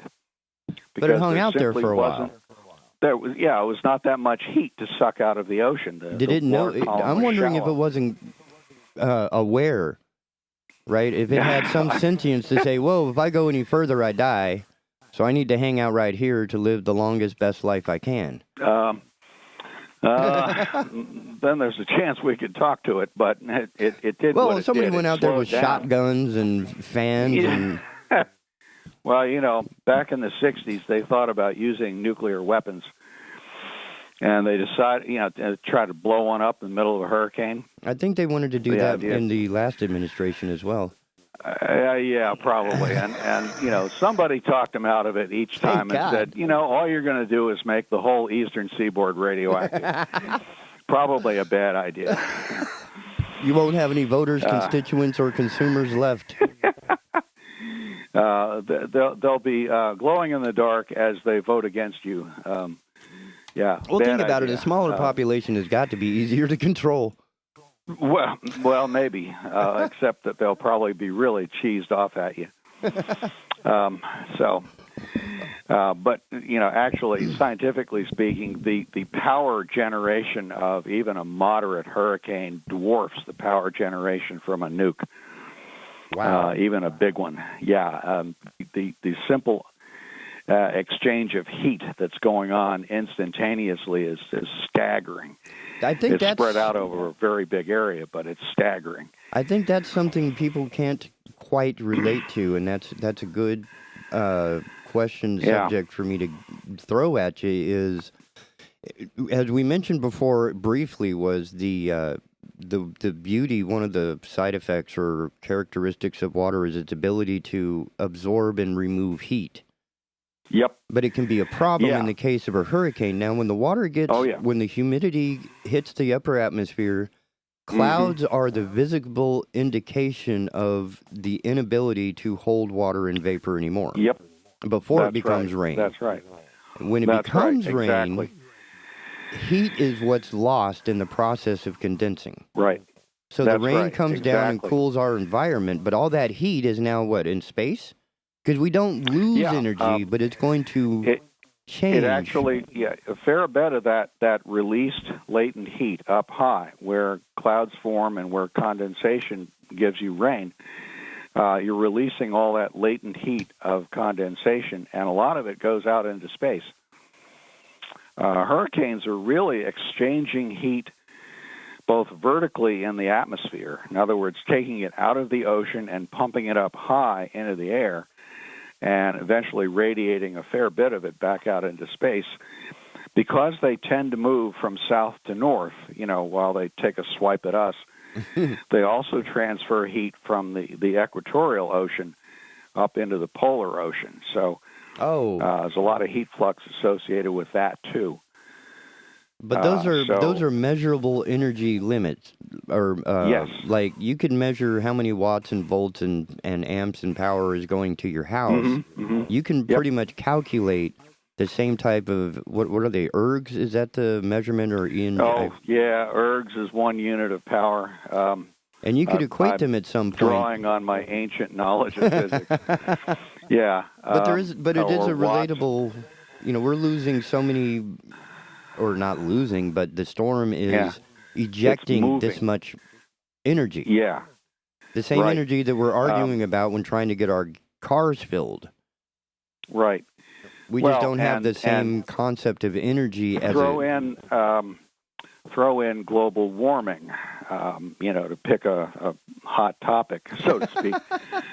I should drink more coffee. The coffee did it. I'm proud of you, man. Yeah. If you add more heat to the system, you're going to flux more heat through it. Okay, and hurricanes are heat flux engines. And so the question, the important question is, are we going to see more hurricanes, or are they also going to be more powerful? There's a lot of debate about that. The forces that form a hurricane are atmospheric, largely. You've got to have, convection going on. You've got to have a low-pressure system. And the ocean ultimately supplies most of the heat required to get that going. Hot water and a cold sky. Yeah, something like that. Now, if the sky warms up, that temperature differential isn't as extreme. You've got more energy in it, and therefore everything can happen more readily. Wow. You get more moisture, okay? A hot atmosphere can hold more moisture. Before it releases. Until it rises. Yeah, the factors that make precipitation happen have not changed. Matter of fact, there's a graphical relationship between the solubility of water in air, that is, the ability for the air to hold water vapor, and temperature. And it's not linear; it's exponential. Wow. If you live in Wilmington, you certainly appreciate it. 90 degree, 90%. You go out and, hot days and the humidity is just stifling. And that's because that warmer air can hold so much more moisture. And it's really impressive in the temperature range of maybe 80 degrees Fahrenheit to about 90, on up. But 80 to 90 is where things... Yeah, it gets very interesting. That's when we cross over into the thunderstorm type climate here, and we're in that the last couple of weeks, right? Oh man. Yeah, I mean the ocean temperature is 80 degrees or better. Yeah, oh yeah, that's right. So we're in prime condition here for convective storms. I mean, what happened just over July 4th? Little tropical storm cooked up off South Carolina. Where did that come from? Right. Yeah, that's been my question. Is like, what the heck? Yeah, right. What? WTF? And how long did that take to develop? Like 3 days, 2 days? They said something one day, if I recall, about a possible formation. The next day, we had a named storm. Wow. So hot water did that. So the big question again is, are we going to see more of them? I think that the answer to that is based on the data. Yeah, we've had much more active hurricane seasons the last decade or so with a lot more named storms. It goes up and down. There's other factors, El Nino and all of that. But another way to put it is the amount of heat flux or the power generated and fluxing through hurricanes going up. And there was a study done a while back by a fellow named Kerry Emanuel at MIT, smart guy, who estimated the power flux of a hurricane season and did that over a series of years. And what he did was take each storm that we knew about and integrated, and this is, heavy math, the wind intensity over the area the storm traversed and the duration of it all, and calculated from that the power. And what he was able to show is that the total power, that is the total heat flux going through hurricanes, has risen dramatically. And it's totally in line with what we think was going to happen from warming climate. You've got more heat in the system. It's going to cause more convection. It's going to cause more storms and more powerful storms because they flux heat back up vertically in the atmosphere and from the equator toward the poles. So, it all We're makes having sense. more homogenization of temperatures. Yeah, we're spreading heat around. The tropics are always hot, but they're getting hotter, and so that heat is going to spread. And so it's like the backwards hurricanes ice age. Yeah, that's right. There's a positive feedback in there. Okay. Water vapor is an excellent greenhouse gas. Wow. I hadn't thought of that. Yeah. Yeah, actually, it's the big one. So a moister atmosphere holds more heat. Wow. And a hotter atmosphere holds more water vapor. So you wind up with a steam bath. And the only way we can get rid of the heat is either through a storm or radiating into space, and both of those are finite in the amount of heat that they can release. And we can't control them. Again, So other than putting the a big scale, Dyson sphere around the sun, we're just going to bake a little more? yeah. That Yeah, Dyson sphere we're idea, warming. though, is awesome. It is. I mean, that's like Isaac we'll see how Asimov far right there. that goes. Right. I've heard about, putting big reflective bubbles up in the We're going to put point an in the umbrella. Earth's orbit. Yeah, right. To digress a little bit, the only problem with that is that the cooling effect, in some cases, will affect agricultural production, and we got to be very careful messing with that. You don't want to have to tell folks, sorry, the wheat crop failed this year, or, we can't grow corn because there's not enough sunlight for it. And all the solar That farms would are be going to bad. fail. Yeah, right. Yeah, that would be bad. I mean, we have a lot of adaptation to do, and things are going to change. And, from a big picture point of view, change is scary.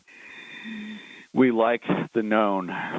Okay, I got one more for you then. Okay.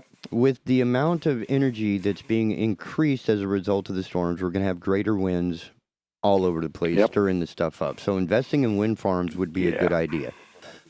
Do turbines actually reduce the energy of the wind as they get turned? They do. Yeah. So if you had a They whole do. wind They farm suck a with little bit of energy out. Mm-hmm. So if you had a whole wind farm, you could reduce some of this crazy windness in various places. You need a hell of a lot of wind farms, but yes, wind turbines are removing energy from the atmosphere. The wind itself, as it moves forward, is doing work. Right. And when that work, and that's a physical term, physics, when that work is used to convert the motion of the air into the motion of the turbine blades, the energy is therefore transformed, and in the case of turbines, it's turned into electricity. If you were to calculate the energy content of the wind in a given area, say across the area of a proposed wind farm, it's phenomenal. I mean, we'd only be pulling out a small percentage of the total energy, like 1 or 2%, maybe. Yeah, something like that. But if we had massive, just staggered numbers of these things, we could help. Windmills everywhere. We could help reduce some of that. You would reduce some of that windiness. Yeah, you'd pull energy out of the atmosphere that way. Would that help reduce some of the storming? Probably not. But it a lot depends on where you put your windmills. If you had windmills in the trade wind zones, carpet the ocean surface with floating windmills, I mean, that's out of reach for us. We really couldn't do that, not unless they find a different way to transmit energy from way far away to where you want it. Batteries. And that's the limit right now, is how you conduct that electricity. We do it through cables. Theoretically, you can do it through microwaves, but you don't want to stand in the way. You'd be cooked like a potato. Yeah, you'd be a crispy and critter. it would, yeah. I could imagine the sparking on any aircraft that happened to go through that. That'd be awesome to Not a good discharge. thing. No, not at all. Not a good thing. No, the amount of energy we're talking about is phenomenal. So that would be bad. Yeah, But you the wouldn't want increase to do in that. stormage is going to be an increase in wind power that we can harness more safely than any other format right now. Up to a point. The turbines can't handle really big storm winds. Right. Matter of fact, they are designed to stop, and I think vane. the engineering has progressed. Yeah. Yeah, they I feather think the they can prop all actually the way disconnect. flat. Yeah. Right. I think they adapt to that because they can't handle. They learned that See, from part the of cranes. The problem, it's not so much the wind speed; it's the turbulence of the flow. It's the steady whoomp, whoomp, whoomp. Not a steady wind. Imagine driving down the highway at 80 miles an hour. Well, if there's not another wind out there, you're just getting a steady 80 miles an hour, right? You can handle that. Imagine that the wind speed changed radically from 80 to 40 to 100 miles an hour, and while not you're always riding from the same a direction. motorcycle. Yeah, exactly. And then you have the risk of mechanical failure. I do ride a motorcycle, and 80 miles an hour is pretty impressive wind blast. But if it were to vary that much, there's a fair chance I get blown off the bike. Yeah, anything above 50, That I would need be a bad. fairing at least. Yeah, exactly. So mechanically, the turbines can't handle the turbulence from a big wind event. A straight wind they that's what can, kills because they them. just weather vane right into it like the cranes do. They just release that clutch. That's right. They can change the pitch on the propellers and that sort of thing, and so they could handle it. But it's that gustiness, and near the surface, you get a lot of that. So that's what kills them. Wow. They're not really able to withstand hurricanes, although, the ones in the North Sea that the Brits and the Danes have put out must be pretty tough machines, because the North Sea is a rough place. Well, it's a rough place, but they don't get hurricanes. All the hurricanes blow to the east on our side of the equator. Yeah. Or excuse me, they blow don't to the get west. They hit the 120, east. 140 mile an hour stuff. Not yet. They do get some impressive winds, but I don't think they get, Cat 3, Cat 4 wind speeds. And the gustiness associated with those. One of the things I've always found most impressive in going outside foolishly to listen and look at a hurricane is that it's not a steady wind. It comes in gigantic bursts of wind. Big roars, and then it's a little quieter, and then another big roar. Enough to move that's a mature tree many feet. Yeah, that big roar and then crash, longleaf pine comes down on your house. And suddenly there's less blocking the wind to do more damage on the next house. That's right. We've certainly seen that here, where once a few trees go down, you've opened up a space, and the other trees become more vulnerable. When Hurricane Hugo came ashore near Charleston back in '89, it came in as a Cat 4 blowing 145, and it literally laid down every tree in the Francis Marion National Forest along Route 17. Every tree was broken off about 6 to 8 feet up, like just a Zeus haircut had come through with a giant 2x4 and knocked them all over. Man, it was really a staggering loss of trees. And it was a nightmare to clean up afterwards. They had to send crews in there to remove these dead trees because they were a fire hazard. And there's nothing worse than trying to chainsaw, a hanging trunk.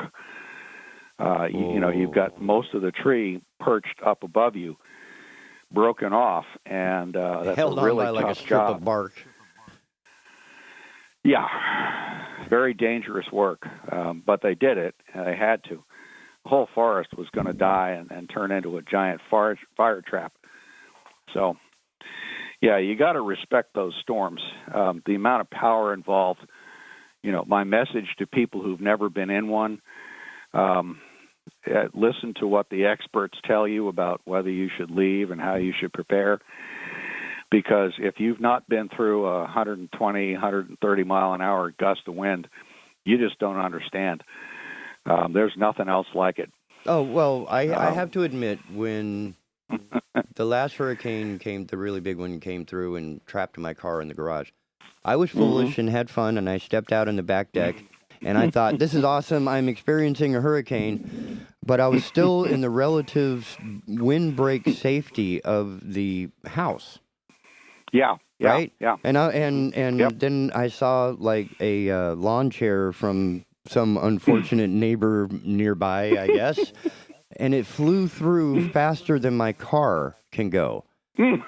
And I was like, okay, so I'm not actually in the hurricane. I'm just getting wet and windy in my little safe enclave here in the house, in the corner of the house. So, like an idiot, I stepped out there and actually had to hold on to the very tree I was telling you about. This thing is, 8 foot, 9 foot in diameter. And it's swaying just I'm at 6 foot. And that part is swaying a good 6-8 inches off center either side.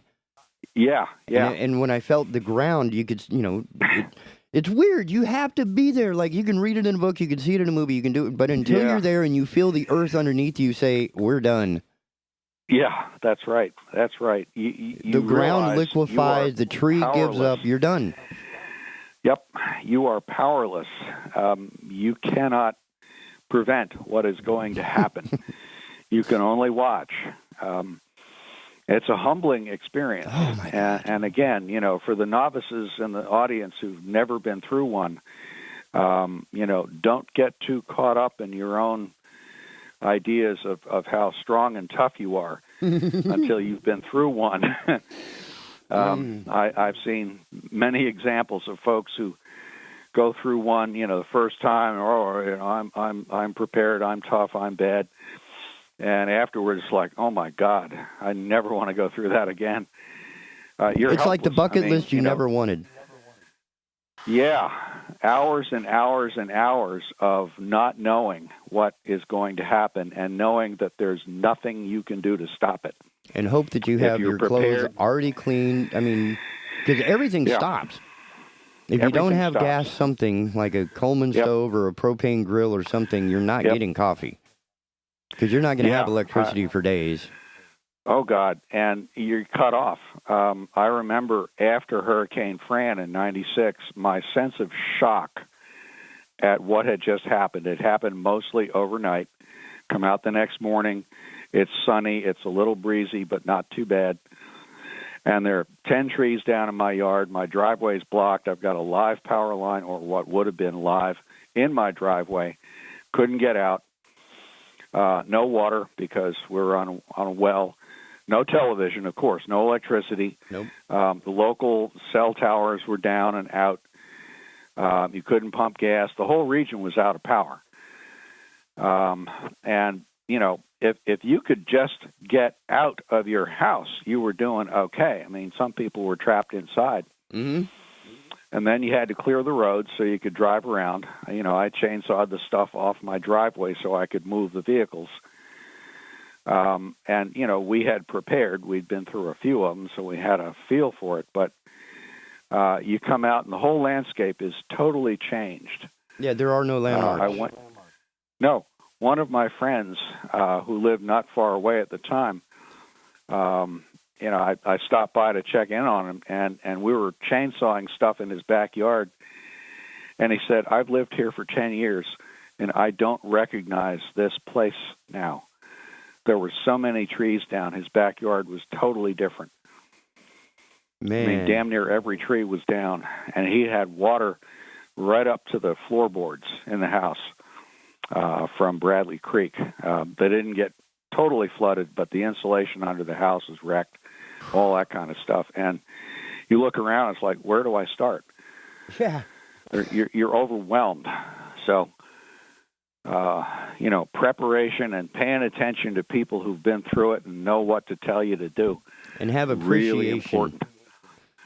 I mean, the power of the storm is just overwhelming. We have the sensibility to not walk into a freeway lane, right? We don't just walk our happy self right into the path of a truck doing 70 miles an hour on I-40. That's right. That's pretty much what we're doing when we try to say I am bigger or stronger or cooler or whatever than a hurricane. Right. You're just think about what's going to fly through the air and hit you in the head. Those experiments when they were doing the testing of the sightings of houses and they're launching 8-foot 2x4s. Right. That stuff that's real. I mean, that's. Oh yeah, it is. It's very real. Seeing the blade of grass or the wheat grass or whatever it was that went through the telephone pole. Shots like that really appreciate. When we came out of the house after Fran, the entire assemblage of trees and bushes had been stripped of their leaves. Everything was totally naked. And all that stuff had been shredded by the wind, and there were leaf fragments plastered all over my house. I mean, literally, the house was covered in leaf debris. Like people just tore up a little leaf and just threw it on your house like confetti. Yeah, not even full only leaves. Think about it, a gigantic machine doing that for all of southeastern North Carolina. And that's what we experienced, is everything was covered with shredded vegetation. The trees that were still standing were denuded, and we all worried that they were going to die, but they leafed out again, which, was a big surprise. I mean, in October we had leafy trees again, then we had fall. But I bet the trees were even whoa, that got cold fast. Yeah. I give them credit. They're tough. They'll come back, but... I have to admit, I was lucky I was not denuded during the storm. Yeah, well, I remember driving out to Wrightsville Beach after one of the storms and seeing the cars that had been left out there, and they were sandblasted, total losses. I mean, not just the paint, but the windshields were sandblasted, all the windows, the headlights, everything sandblasted. Just like a gray haze, just completely sanded. Yeah. Wow. If you had taken a sandblasting machine and just worked over a vehicle, that's what they look like. Wow. Total loss. I mean, what are you going to do? You got to replace the entire exterior of the vehicle. Never mind the salt water that got into it. Wow. Yeah. I'm glad I took the time to clean a section of the garage out so I could put my car in there. Yep. Now, the tree hit the garage door, slammed the garage door into the back of my car, and cracked the little emblem, the little badge on the back of the car. That was all the damage I experienced. Yep. And it was 2 hours of cutting down the tree in front of the garage and then rehanging the garage so I could open the door. Yeah. But at least my car was dry and not sandblasted. Holy cow. Yeah. Right. And now that you mention, I hadn't even thought of it, but you're right. It did look like the house had been peppered. Because I didn't recognize the vegetation. I just recognized that it was like green, usually brighter green on one side than the other. Yeah, but it's bigger than my, half an inch maybe? Yeah. It's like the whole landscape's been put through a blender. You might recognize parts of it, but an awful lot of it is just gone or different or smashed or whatever, and you got to clean all that up. Now the house across the street from us, the house it's a mobile home that they had sold, and they had already separated it into the two halves because it was a double wide, and they were sitting on little piles of concrete brick, waiting for the truck to come in with their little trailer and hook up and stuff like that, and it blew one into the other. Oh yeah. And you're thinking that's got to be a heavy thing, but it basically, no matter how heavy it is, it becomes a sail with any vertical not heavy component. Enough. Yeah, that's right. One of the things I did after a bit, I had my roof tied down to the exterior walls I mean, I hired a guy to go through and install the tie downs.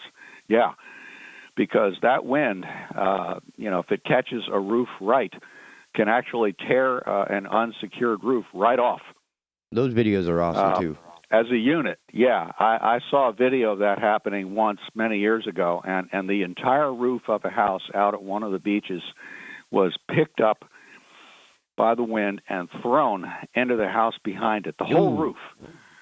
And it didn't even smashed fly. the house behind it. It literally just flipped over like it was on a hinge. It went through the air briefly until it hit that house and crushed it.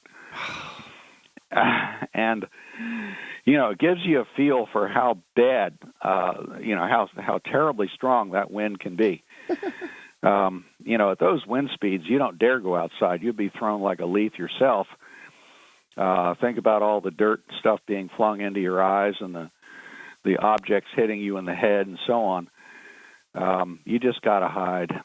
So I tell folks, if your religion permits it, go get yourself a good bottle of whiskey and drink it. And just stay down for the storm duration. Keep your head down. Just stay away from the lay windows. down on the floor. Don't even think about being a hero. Nope. Not on your own. Because even the hero people have said you're on your own. You had your chance. We told you to get out. Risk to life and limb. People are killed all the time by trees hitting their cars while they're moving. You've got power lines down, you've got phone poles down, you've got debris being blown around.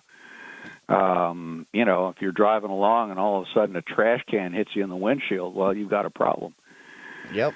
And there's no escaping it because you're driving and you can only go so far.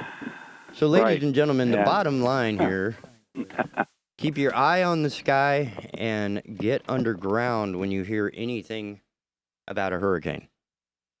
Right. Do what you are advised to do. That's the key thing. Don't put off the preparation. It always pays to get prepared earlier before the rush. Yeah. Buy your batteries before they run out. Yeah. Fill your tanks with gas, all that good stuff. Lay in food supplies that won't go bad. If you're going to evacuate, don't wait until the storm's right here to drive off. Right. You don't want to be on the road during the storm. Once it's here, stay put or go to a shelter or whatever. But you got to do what they tell you to do. Our local folks give excellent advice. We have some of the best emergency prep people in the country working here in New Hanover County. And there are really good reasons for that. We've been through a lot. Now, unlike other policies and emergency orders, etc., I can dissuade anybody who might think that this would be a control or a, like with some things, it's about the money or it's about the power or the politics. No. Right. What they need is for you to survive, to spend more money, and to continue voting. So they're not doing this to, control you or they want you alive to spend your money and to vote. Right. Just remember to provide them with information on your next of kin. That would be helpful in locating you later. Identifying whatever they find washed up or buried underneath. Because, the first priority is to save lives. Everything else comes after that. But you don't put yourself in a situation where your life needs to be saved. Because it may not happen. Right. The rescue people have already said, if you are not out, we're not coming for you. That's right. And no point in putting more people at risk, losing more lives to save one, especially when you were warned. So they tell you to get out, get out. You're not that important. Yeah. I live in a place where I don't have to evacuate, and I've stayed through every storm so far. But I'm also very prepared for it. And part of my personal mantra is that I'm there to help other folks because I'm very well prepared. And so, we all look after each other in a storm too. That's another thing for folks to remember is that afterwards, there's an awful lot to be done. A lot of people need help, and those of us that can should be out there helping. But don't count on someone else to bail you out if you make a dumb move. So far we've been pretty gentle on the, because the season begins, as they call it, in May and runs through September. Right. And, June 1 nominally, although we think we may need to extend it into May to the end of November. We've actually had storms threaten us in November. So, yeah, it's about 5-6 months of drama. And your bagging limit is three hurricanes and 4 tropical storms. That's your bag limit during the hurricane season. I'm not good at humor. I've been over that. Yeah, I'm over that. I will say that. I'd have to count on my fingers, but it's more than that. I even forget about the tropical systems, just the tropical storms. Some wind, some rain, no big deal. Right. It just means I can't go outside today. Bum. Yeah. Once we get up to Cat 1, I start paying much closer attention, in terms of prep and all that. But I've been through Cat 3, Fran, and boy, oh boy, was that an experience. And for those that Lawrence are actually prepared, they have already sudsed their car. Yeah. So that when the storm comes along, you don't have to worry about rinsing or anything else or missing any cracks, because the water is going to get into every crack on that car. If you leave it out, you may get more than just a wash job. You may get a smash job from a tree. So you want to think about where you park things. No, I didn't say it wasn't a gamble. Yeah. What could go wrong? That's always the question you ask. What could go wrong? So from now to September. Facetiously. Yeah, September's the month when August and September are really the tough months, although we've been hit in October. But August and September are the high pucker factor months, because the big stuff usually comes along then. Man. Well, thank you so much. If there's good news. Yeah. Oh, sorry? If there's good news, we want good news. We see them coming. It's not like an earthquake. We can see it coming. So, and that's why we're so upset when people are told, get out of here, and they're still here. Yeah, exactly. Yeah, that's this. But the best we can do on this show is at least to let them know how they get created, how much energy is involved, and why you need to leave. Now, the choice is up to you if you want to leave or not. Basics. Yeah, that's right. Exactly. Yeah. And if you do want to stay and gain the experience, hang out with somebody who's prepared. Yeah. Excellent idea. Take the bottle of whiskey to his house and ride it on out. Right. Yeah, and respect the power. Most of these storms are, more than you think if you haven't been through one. And don't get disrespectful towards the power of those storms. Even a relatively weaker one can do some serious damage. People die in tropical storms. They'll spin off a tornado, stuff like that. You just not seeing it come until it happens. Or the guy who's like, "Oh, it's just a puddle. I can drive through that." Those are some of my favorites. We call them victims. Yeah. 5 counties away, inside out, upside down. Oh, yeah. Next of kin. Yeah, he didn't make dinner that night. Make sure you've got identification so we can figure out who you were. Well, sir, thank you so much for your time. I appreciate it. It's been a great morning. And if nothing else, we will see you before, or if we don't see you before, we'll see you Wednesday. The next 2 Wednesdays, I will be away. Now, next Wednesday, I'll be on the road. Wednesday after that, I will be up on Cape Cod. We might be able to talk up there, from there. I mean, it's just a phone call, right? Yep. So, you could even be in Sri Lanka if they still had phones. That was a bad joke. I'm sorry. I am a horrible human. I'd say their tourism industry is going down the tubes right now. I'm going to get a selfie at the presidential palace. You and 5,000 of your best friends. Yeah, right. It's like the fire festival all over again. It's pitiful. I mean, the whole country is in terrible shape, and I don't have any ready answers for that. No. I mean, I don't run countries, so I wouldn't. But damn, the whole country is falling into a rat hole. So not a good situation. If you have a chance, give us a call. I'm sure we will be in touch. But your conversations on this on here are just incredibly insightful, including, insightful, informational, and entertaining. Good. Well, that's why I like going. That's why we run well over the hour, and I don't even care. Yeah. my basic point is to try and help people navigate through a world gone mad, as you put it. In the intro. Man. If anything looks like complete madness, it's it's a hurricane. Yeah. Oh, yeah.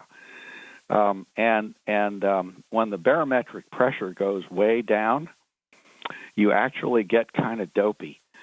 It's a remarkable phenomenon, but wow. It affects your thinking process. You get kind of fuzzy. It's almost like asphyxiation or whatever when your oxygen supply depletes. I don't think it's an oxygen thing, but it's something about the effect the pressure has literally on your function. You're just not used to it. You're disoriented. And that sense of disorientation is very real, but it's hard to describe unless you've been through it. And the bigger the storm, the worse it gets. I mean, the fuzzier you are. Would that be like a hyperbaric chamber then, where you can actually adjust the pressure? Yeah. Yeah. Okay. Now I'm with you. Yeah. Stuff happens to you, and that's why I suggest the bottle of whiskey, because then you know why you're fuzzy, and the response is, I think I will lie down now and relax and sleep it off. There's not a lot I can do. Which is probably the best thing you can do. Don't go outside. Don't drive around. Don't be a hero. Don't make executive decisions of a high nature. Right. Just chill out as long as it takes. You're not going to watch television because the power's out. Just go, sleep. I had the foresight to download a bunch of videos onto my iPad and then had all my battery charging batteries ready to go. So I was set. Right. Yeah, that's preparation. That's the kind of thing I view as preparation, where you know what's coming, and so you figure out how to deal with it. I mean, the storm might be exciting, but, a storm that lasts for 4 or 5 days, that's 96 hours of contemplating your navel. You can only do so much. It gets old. It does get old, and your instinct is to get out there and do stuff, but you got to be really careful about that. I mean, I'm at one end of that spectrum. I see myself as generally being pretty well prepared for these things, and so I'll take a little bit more risk than the average person. But on the other hand, I know when it's time to run back inside. Rain band comes through with a lot of wind. Okay, I'm going to get under shelter now. If it's calm for a few minutes, I can pick up some stuff or, whatever. But you don't want to be up on a roof with a tarp when it's blowing hard. You hear stories of people all the time doing stuff that killed them or got them hurt. Can't let that happen to you. Nope. Well, sir, thank you so much for your time. I do need to get my sponsor guys going, but I will have you back as soon as you can. Travel safe and call us often. How's that? Yep, will do. I appreciate it, and I think I did this before, but I'm okay with it because it has been that kind of day. Thank you again, Dr. Cahoon, and to everybody listening. And I tell you what, we will be back tomorrow morning right here on the Asylum, your refuge in a world gone mad. And stay tuned for Consumer Choice Radio. See you, bye. You're tuned in to the Big Talker Network. Wilmington, North Carolina's premier internet station for news and talk radio programming. Find us online at bigtalker.live.